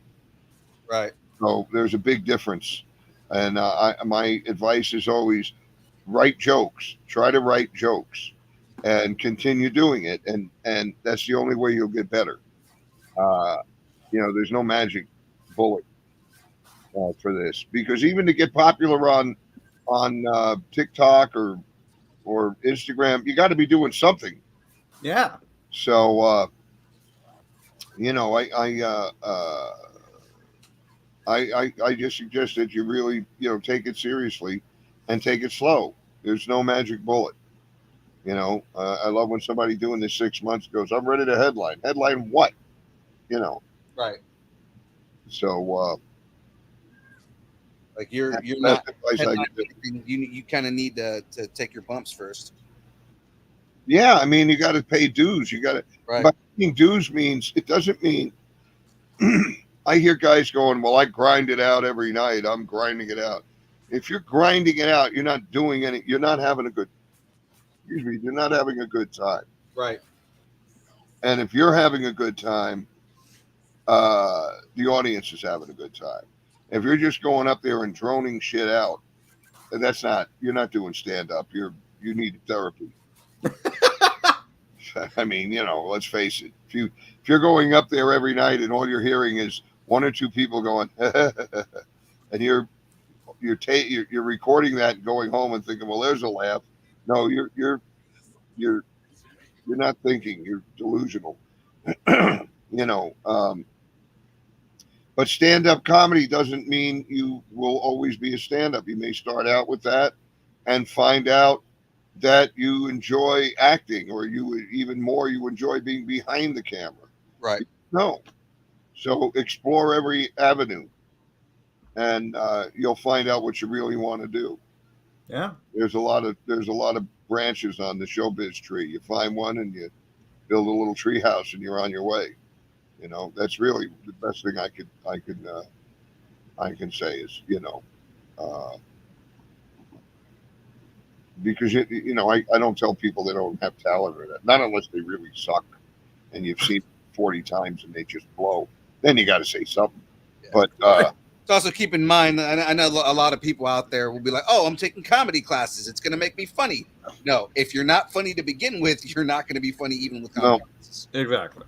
What could happen is you're not funny, but you learn how to write a joke. That's different. Right. But you got to have you got to be open-minded enough to comedy to do that. And, not everything you're going to say and write is going to be brilliantly funny. And once you understand that, that's when the fun comes in.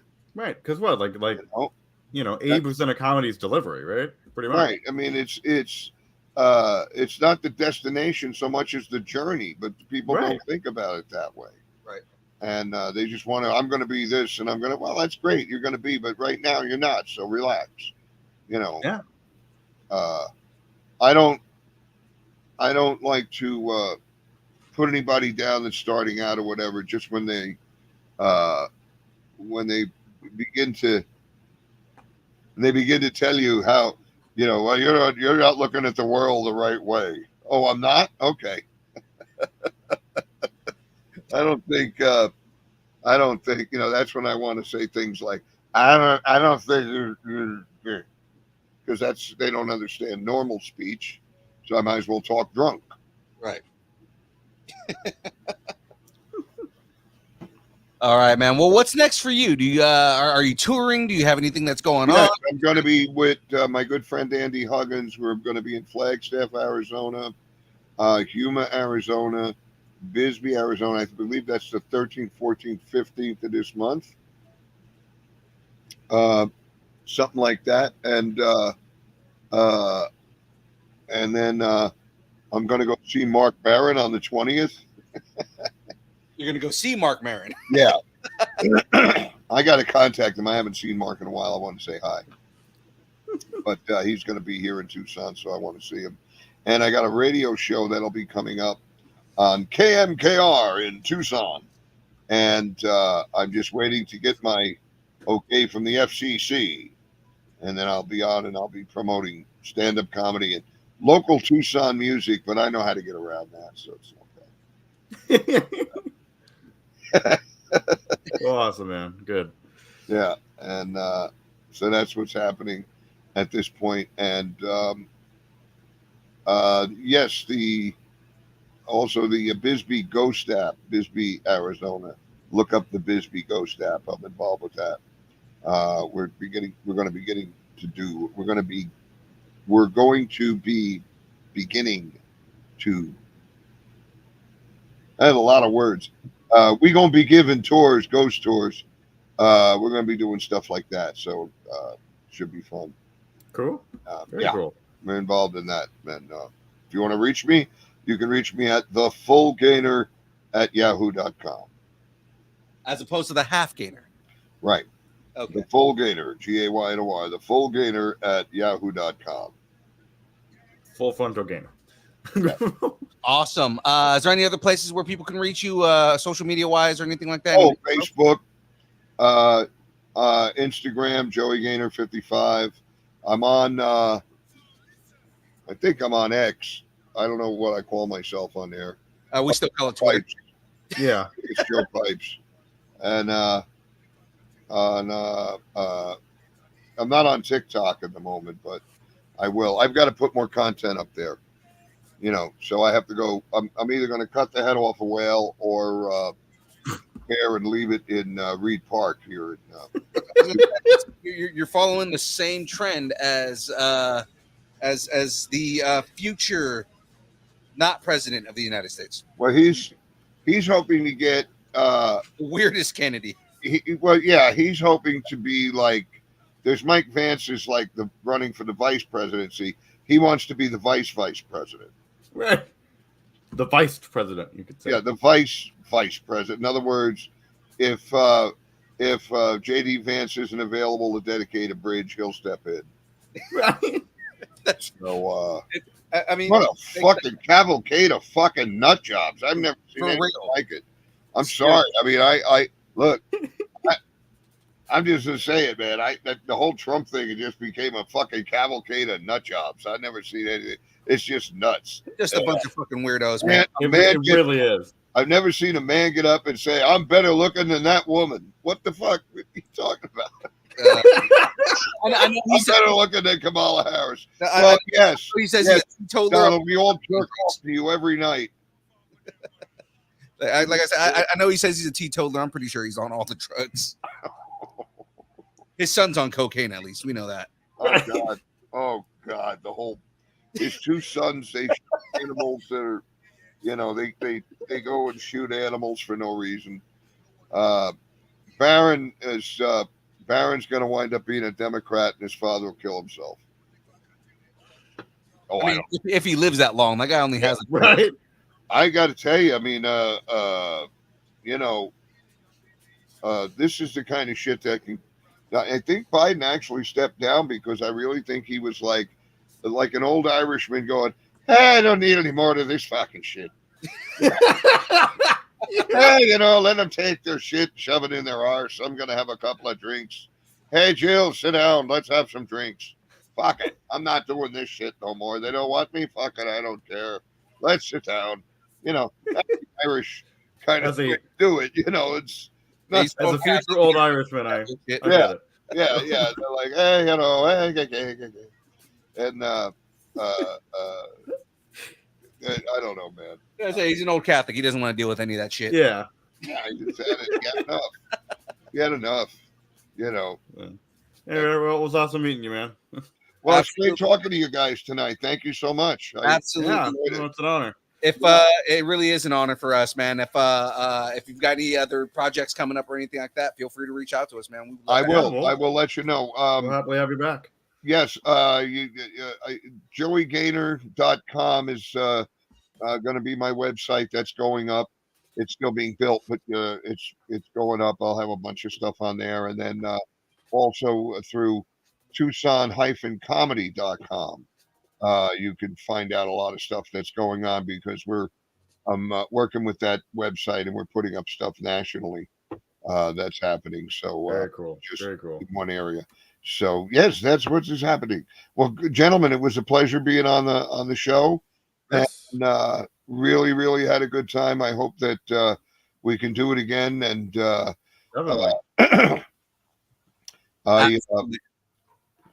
we 100% love to have you back on, man. So yeah, you're gonna. Well, how do we do this? Zell or no?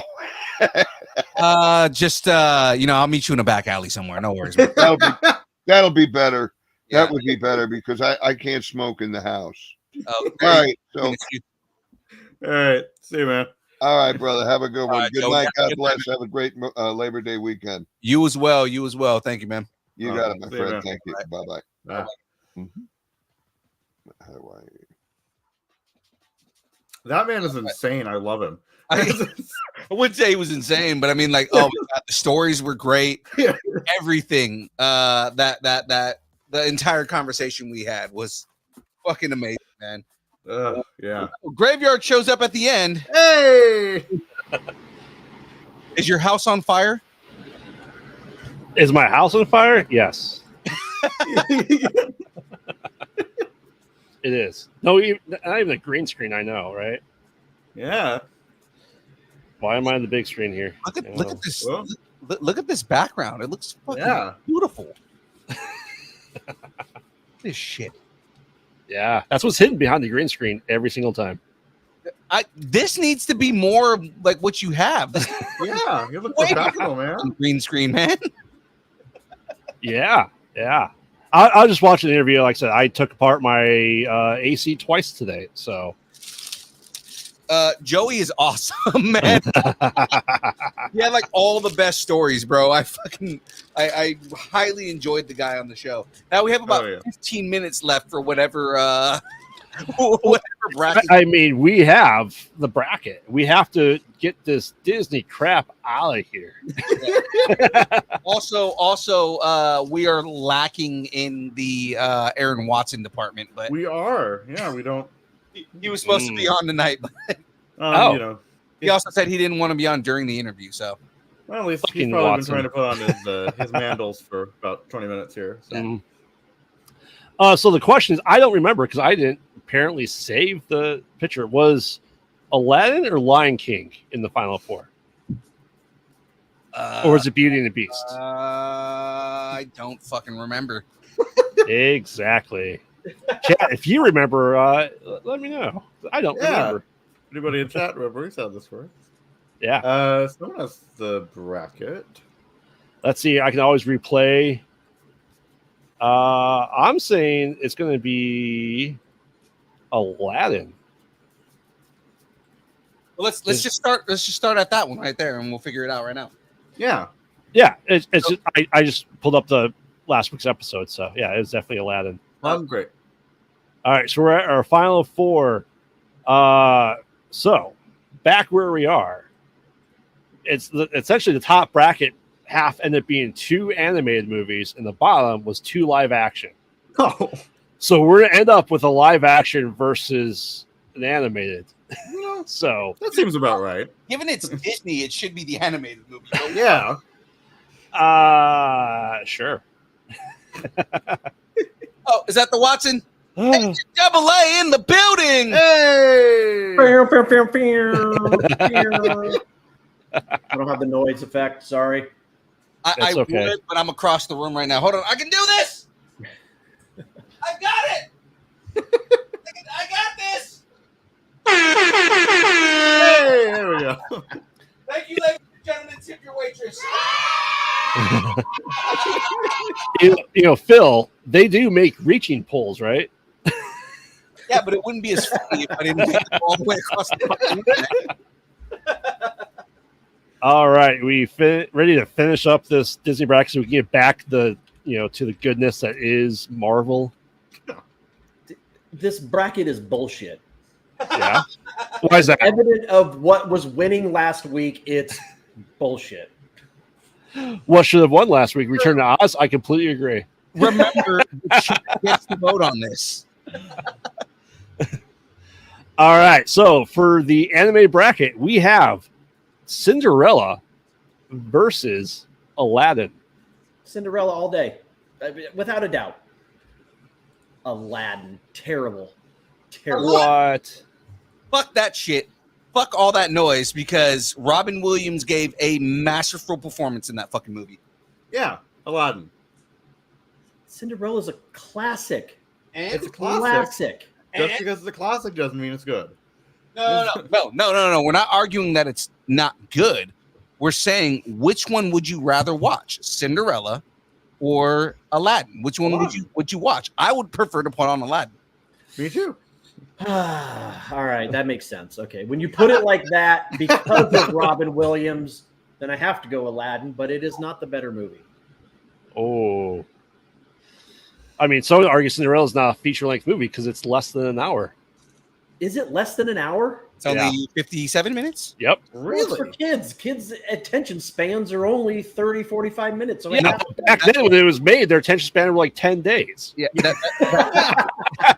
that makes it not a feature length movie, though, is what the Oh, problem hey, is. we got Forrest in the chat. Oh, wow. Force. Yeah. Four's in the Wow. chat. Yeah. Yes. I'm sorry.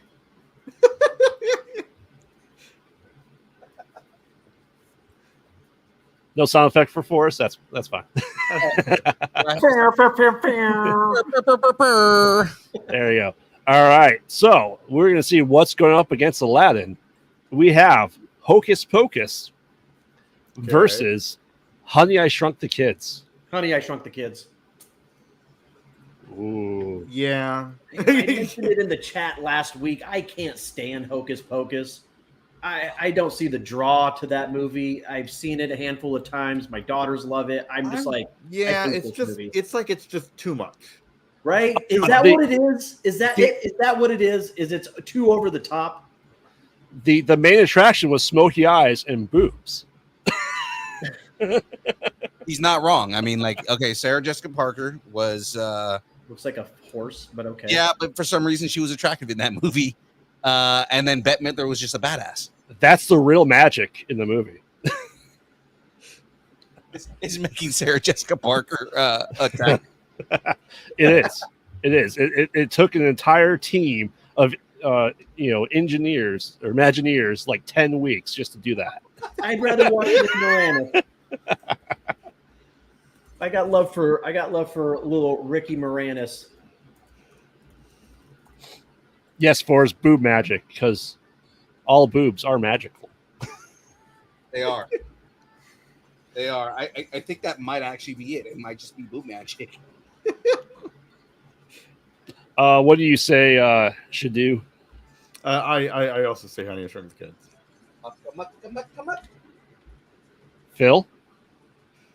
I think ultimately I do end up going Honey, I Shrunk the Kids just because as much as I enjoyed both of those movies, Honey, I Shrunk the Kids was like the more enjoyable one for me. Mm-hmm. I think I go, yeah, Honey, I Shrunk the Kids. Which is funny.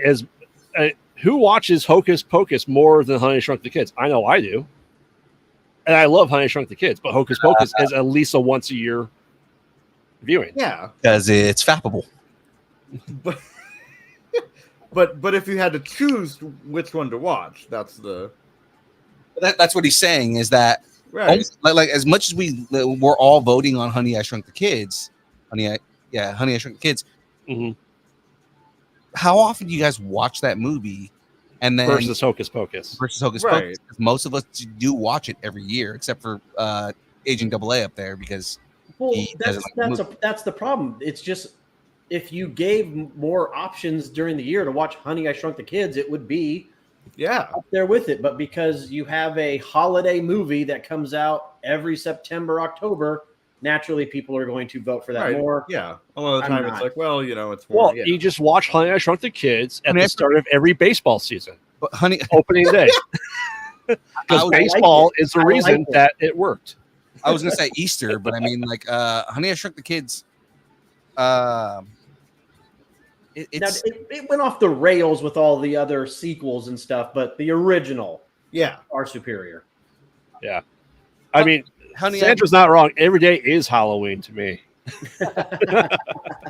I think everybody in chat is going. And I'll say everybody's going Honey, I Shrunk the Kids. Yeah. Oh yeah.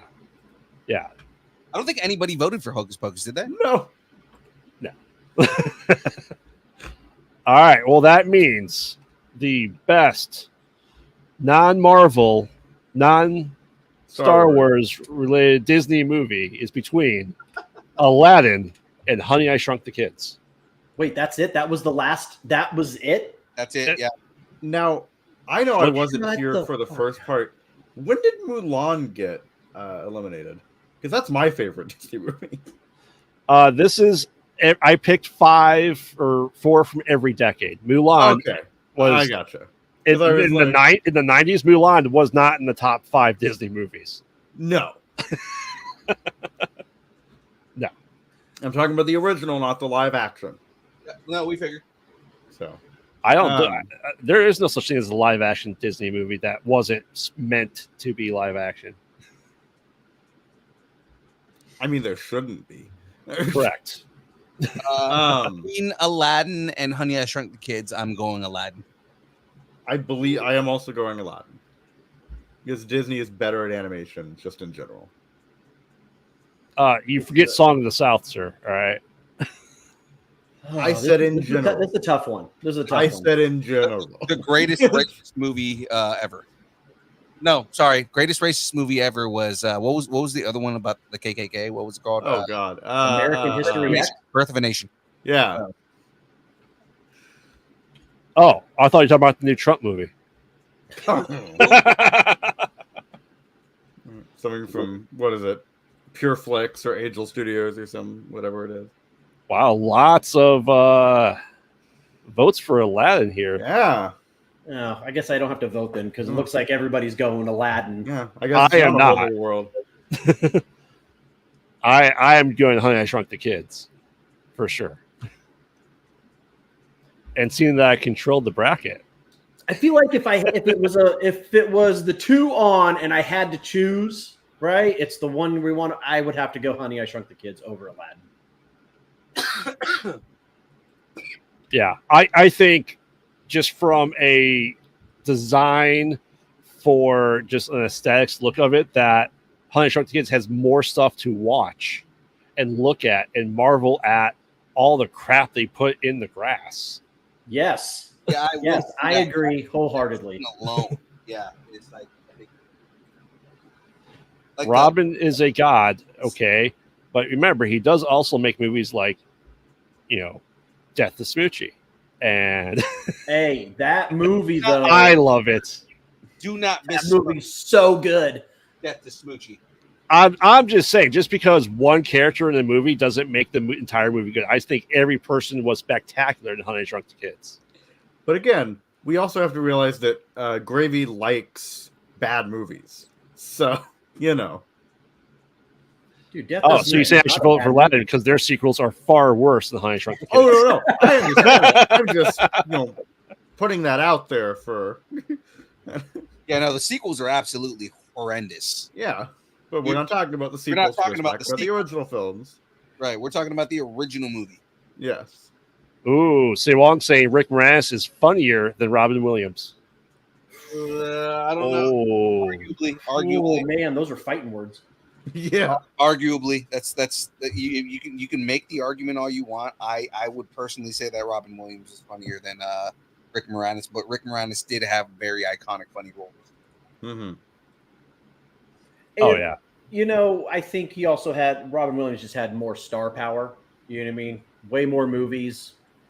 He was out there. I mean, he's hilarious, beginning to end. Rick Moranis a little more selective, and then wife cancer, takes a step out of acting, take care of family. You got to respect it. Yeah. But is Rick Moranis better than Robin Williams? Comedy wise, I would argue. Hard sell. I would say that Rick Moranis was in a better musical movie than Robin Williams. I wholeheartedly agree, sir. Oh, Little Shop of Horrors. Yep. Come on. right. I'm over. And I loved him in Ghostbusters. Ghostbusters is my all-time, in my top 5 all-time greatest movies.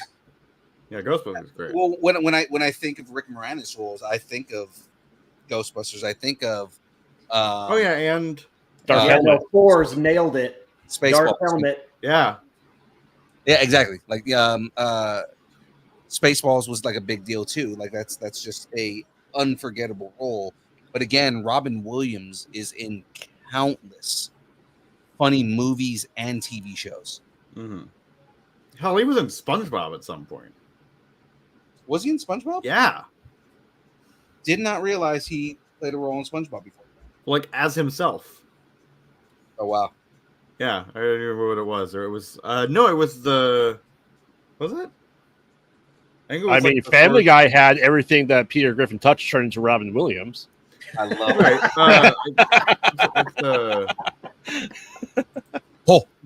it. Every version of Robin Williams, yeah.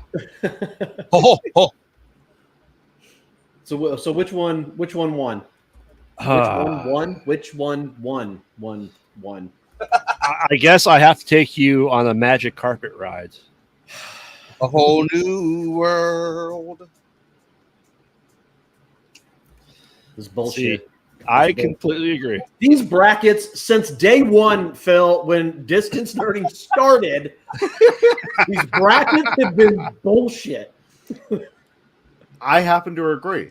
I think the brackets are fantastic. I think the voting's bullshit. Oh yeah, no. The brackets themselves It's are the great. pool of people voting on everything. It's just the people are stupid. Well, we have to remember, ladies and gentlemen, that for some reason in the past, Padme Amidala beat Darth Maul as the best Darth Maul character. Have we done just like Star Wars movies yet? Many moons ago, we did. What did we do? We did many Star Wars characters. We did Marvel characters. We did Nintendo, right? Yes. We did a Nintendo we probably need to revisit those. We probably do, because now we have a different fan set that are here. Exactly. Well, yeah. We had some really, really good brackets the first 6 to 8 months of the show. Like there are some good ones we should probably revisit. We need to redeem the. Well, we did the movies, remember? And Return of the Jedi was winner of that bracket. Oh yeah, no. And the second runner-up was Phantom Menace. Okay, now that bracket I agreed with the end result, not how we got there. There were Because some, Return of the Jedi is my favorite Star Wars movie. there were some hardcore arguments on that one. Oh yeah, no. Yeah, I remember. I was there for that. There were like friend-ending arguments in that. And Fours, I agree. Rick needs to come back to film. I was actually I finally watched Ghostbusters: Frozen Empire. And I'm sorry. I was really hoping that he was going to show up since they were able to get everybody. And I don't hate any of the Ghostbusters. I mean, they're not as good as the first one. Bill Murray is a comedic genius, and he ad-libbed the entire movie. That's what made that movie so good. And, even the... I was going to say one, I don't know. I'm still confused.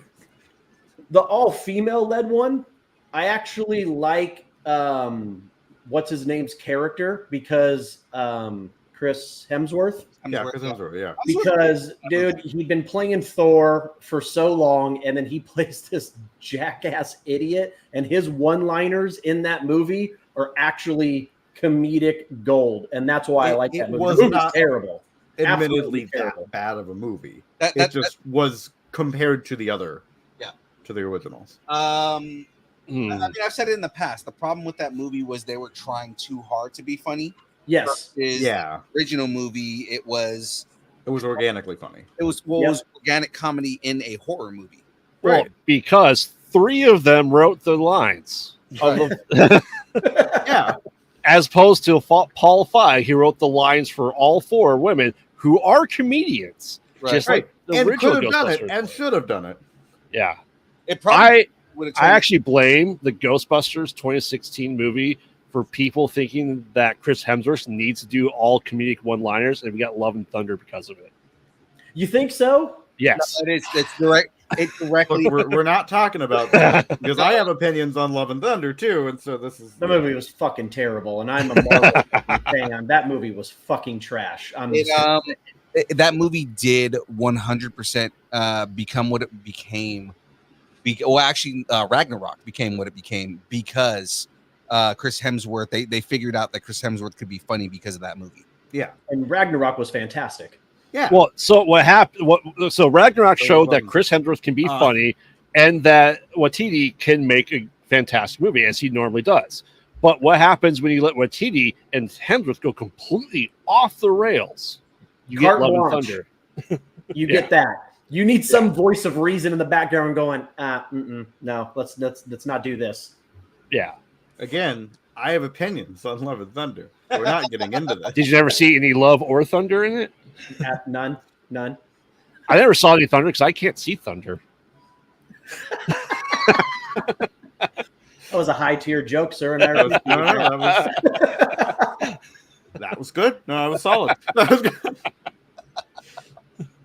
You're the god of thunder? Yeah. Why do you shoot sparkles from your fingers then? What are you, the god of hammers? The god of...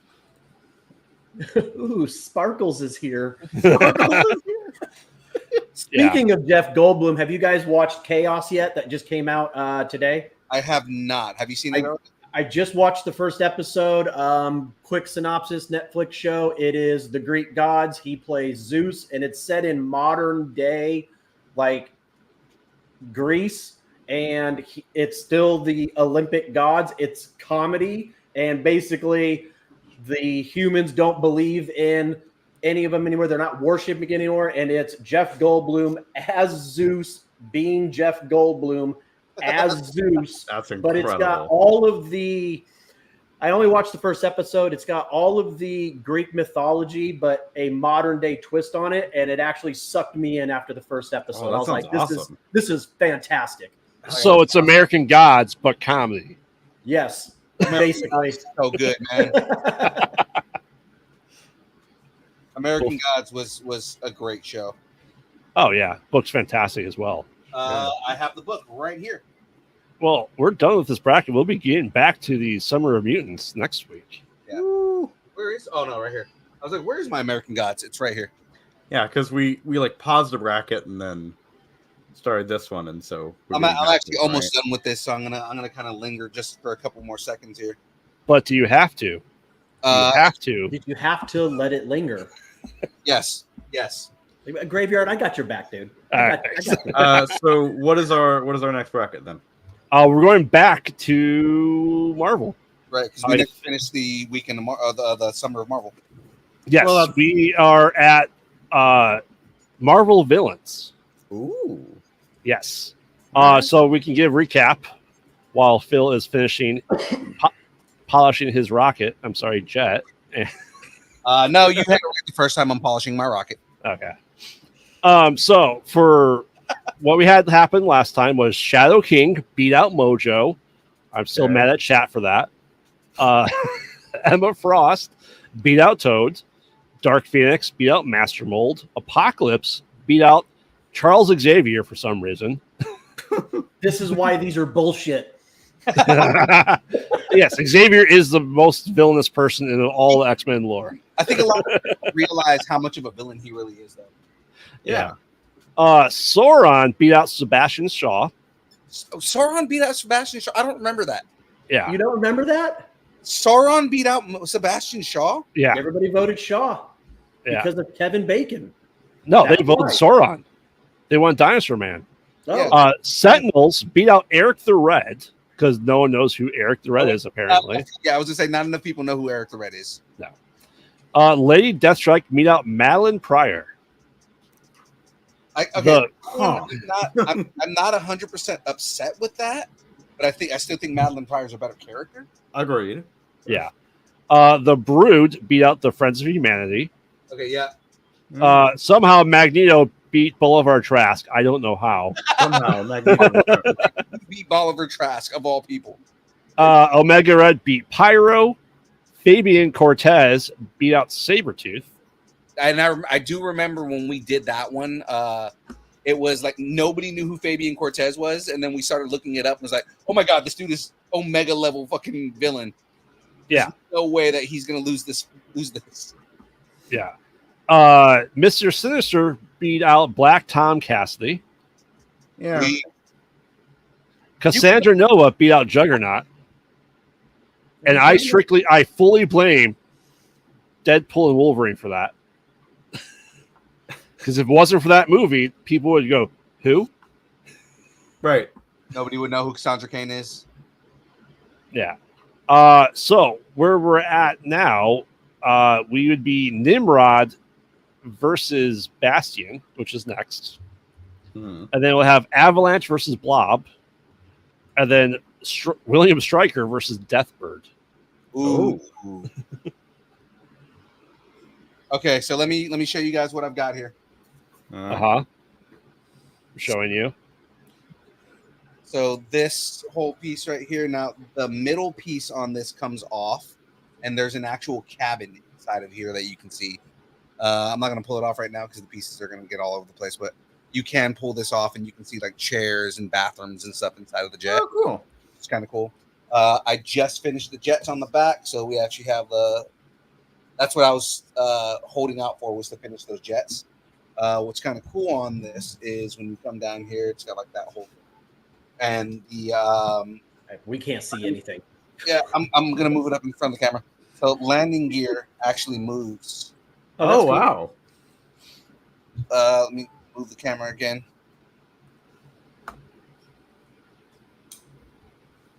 Yeah, that's awesome. Yeah. Oh, cool. Legos have come so far. I know. So when this is done, you're gonna go into your roof and then throw it and see how far it goes, right? Absolutely. Well, supersonic, so it should at least make it across the street. Right. Yeah. I'm gonna throw it. Given that this is Tater's kit, I'm gonna throw it at Tater from my roof. I like it. That is the only way that we can do this. I got 6 bags done today. Wow. Yeah. So I'm on bag number 17 as of next week. How many bags are there? Out of 22. 24, Okay. sorry, 24. Man. This thing is pretty freaking big. It's Yeah. pretty cool. Back in my day, Legos didn't come in bags; they just came in a box full of colors. Yep. Yeah, that sounds about right. Actually, no, I am gonna pull this off just so you guys can see this. Or not. Thing's pretty solidly on there. It happens to the best of us, Phil. You can't get it off. That's fine. Yeah, no, that's exactly what's happening here. And also, back in my day, they didn't have those handy dandy little pry toys. You had to pull your fingernails off trying to pull them apart. Or cut yourself using a knife. Yeah. All right, there you go. So you can see on the inside, there's like the little chairs right here. Little bathrooms, kind of cute. Oh, the bathroom's just wide open. Everyone can just walk in and watch.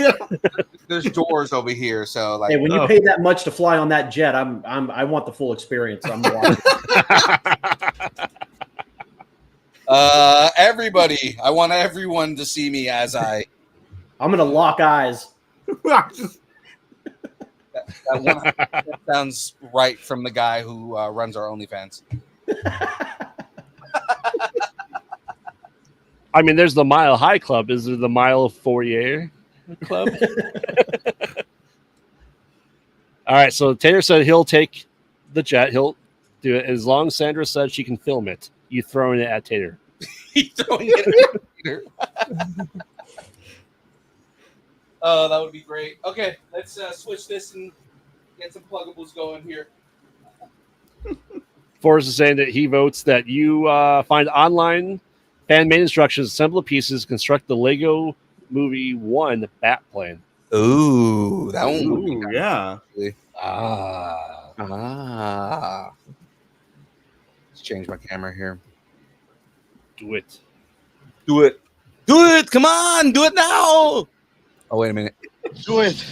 Do it. Come on. Do it now.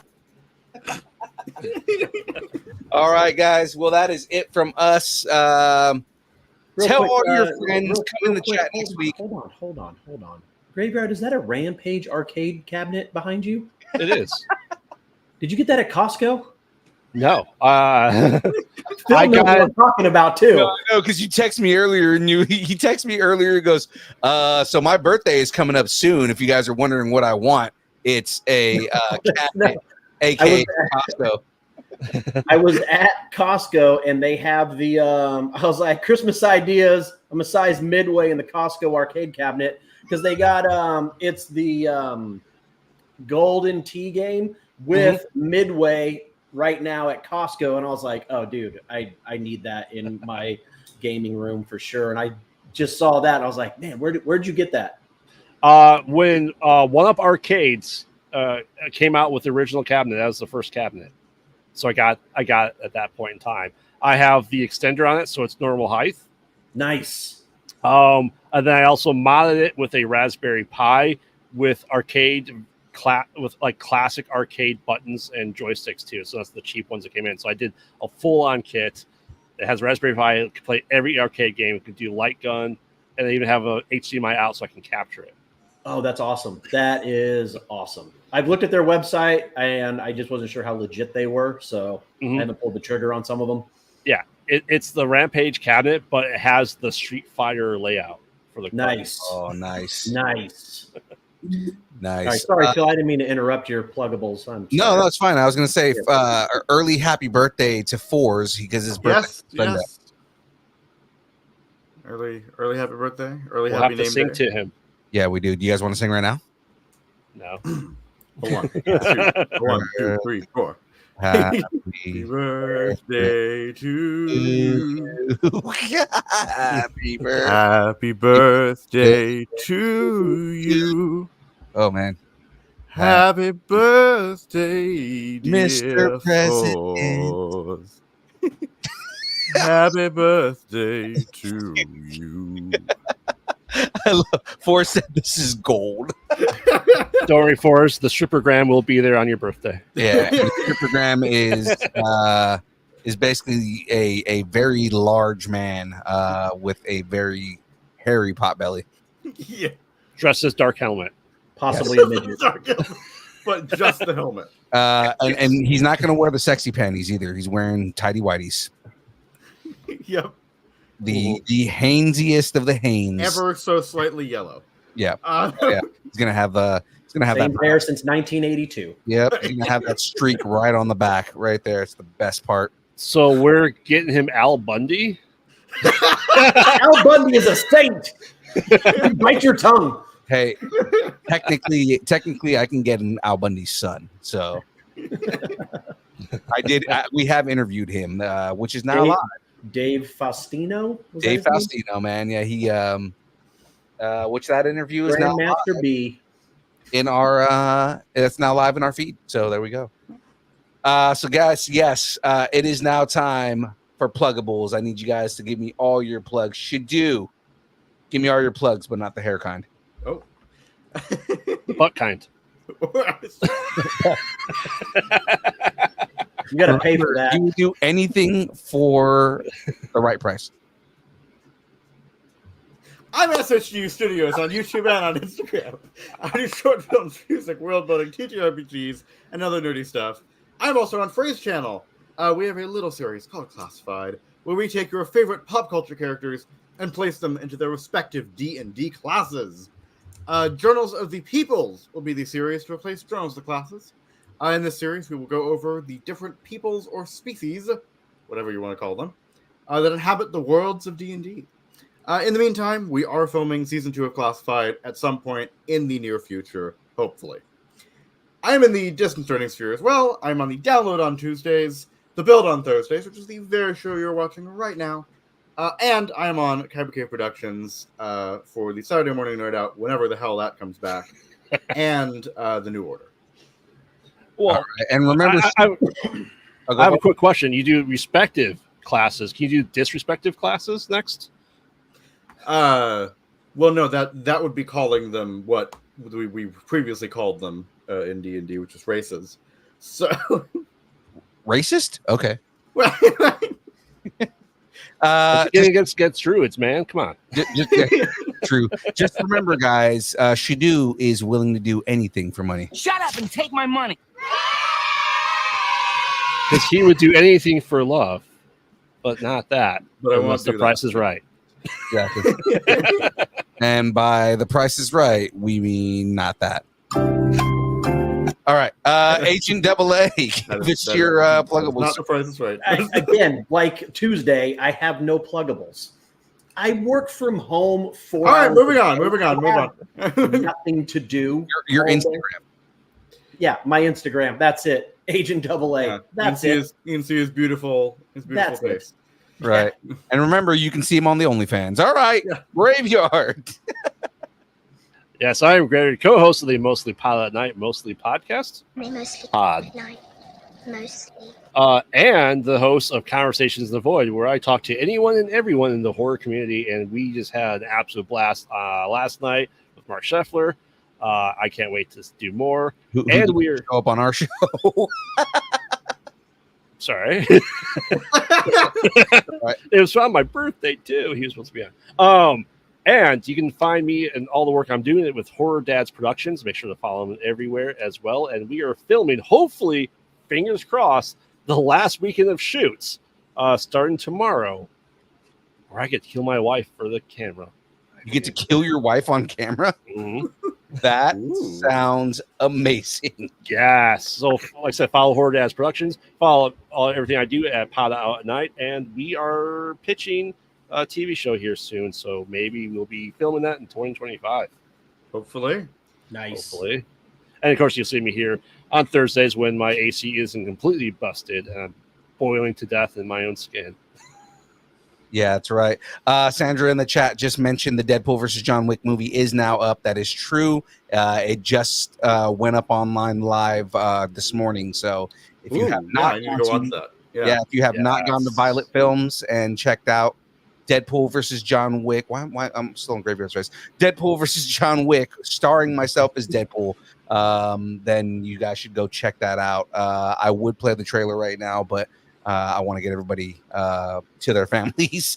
So, where do you find that, Phil? I've been held here for 2.5 hours. Help me. Yeah, Violet Films on YouTube. Actually, let me get the link, and I'm going to put the link in the chat real quick here, so that way you guys can go to that. I'm very excited. He just dropped a new trailer earlier today, and yes, he did. Super excited about it because 90% of it is my lines. So he now has 207 bones in the human body. Yes, I do 100%. Violet Films. Sorry, let me just get the page here. No, I don't want your YouTube Plus. Get out of here. Thanks to Long Family Cosplay for working on the arm. I can't wait for you to give me that handy. I mean, the arm. Definitely want to give you a handy. And Graveyard, are you going to leave me hanging on Monday? Shit, Monday? Is Phil gaming on the holiday? Oh, wait, it's a holiday. Never mind. I retract my previous statement. I probably am going to be playing still, but that's up to you guys if you guys want to come and check it out. Well, I mean, you have to be an outlaw and shoot first. And that's what I mean is because Star Wars Outlaws came out. As for all the bad reviews I've heard, I'm still going to play it because I need to do it on my own. So in the chat, guys, I've got the link to Deadpool versus John Wick. If you guys want to go check that out, 100%, please share it with your friends. Tell everybody about it. We had a lot of fun shooting it, and it's finally out for everybody to see it. Yeah. And very proud of the work that we did on that. Of course, ladies and gentlemen, if you want to connect with us, you can connect with us on all the social media places, everywhere that exists. Hold on, let me put it on the screen. There we go. Everywhere that exists. I'm on the wrong page. Instagram, Facebook, Twitter. It's not X. I'm calling it Twitter still. Okay. He can be mad all he wants. It's still Twitter, Twitch, TikTok, Threads, YouTube, Discord, MySpace, Vine, GeoCities, Friendster, Second Life, AIM, Farmers Only, Christian Mingle, OnlyFans. It's only pictures of the wonderful Aaron Watson's feet in Mandels. This man right here, just his feet in Mandels. I think there's a website for that, right? Isn't it like Only Feet or something like that? Feet Only or something like that. Well, it's Aaron Watson's feet in Mandels. Yeah, Rob Liefeld hates that site. Yeah, absolutely hates that site. Rob Liefeld hates anything with that. Of course, the beard. And Jamez 5000's glasses just judging you, staring at you from the table, looking at you and saying, you're not as good as he is. Because that's what he believes. That's why he's not here. Yeah. And of course, me doing anything for money. And of course, Shadu will do anything for money. And of course, ladies and gentlemen, if you'd like us to break up with your boyfriend, girlfriend, significant other, schoolyard bully, pet, annoying neighbor, or just tell us how much you enjoy us, hate us, or wish the internet would consume us completely and spit us out at the feet of the late, great Richard Pryor. Rest in peace, sir. Send us an email at dist. Insnerding@AOL.com, and we will read it live on the show. So, ladies and gentlemen, that is it from us. We hope everybody had fun tonight. But that's a wrap. So we will see you guys next week. Let's do this.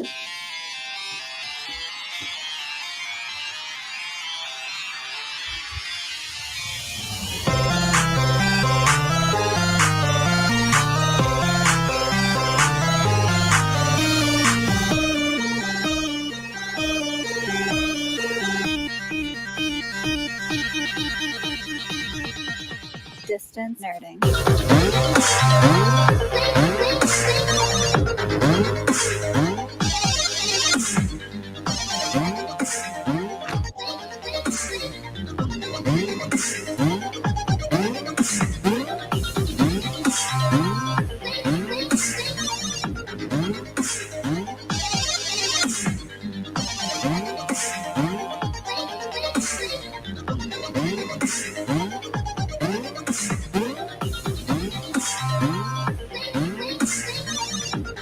This is what everybody came to see.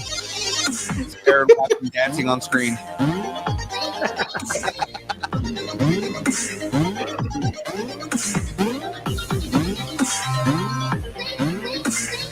Painting some happy trees.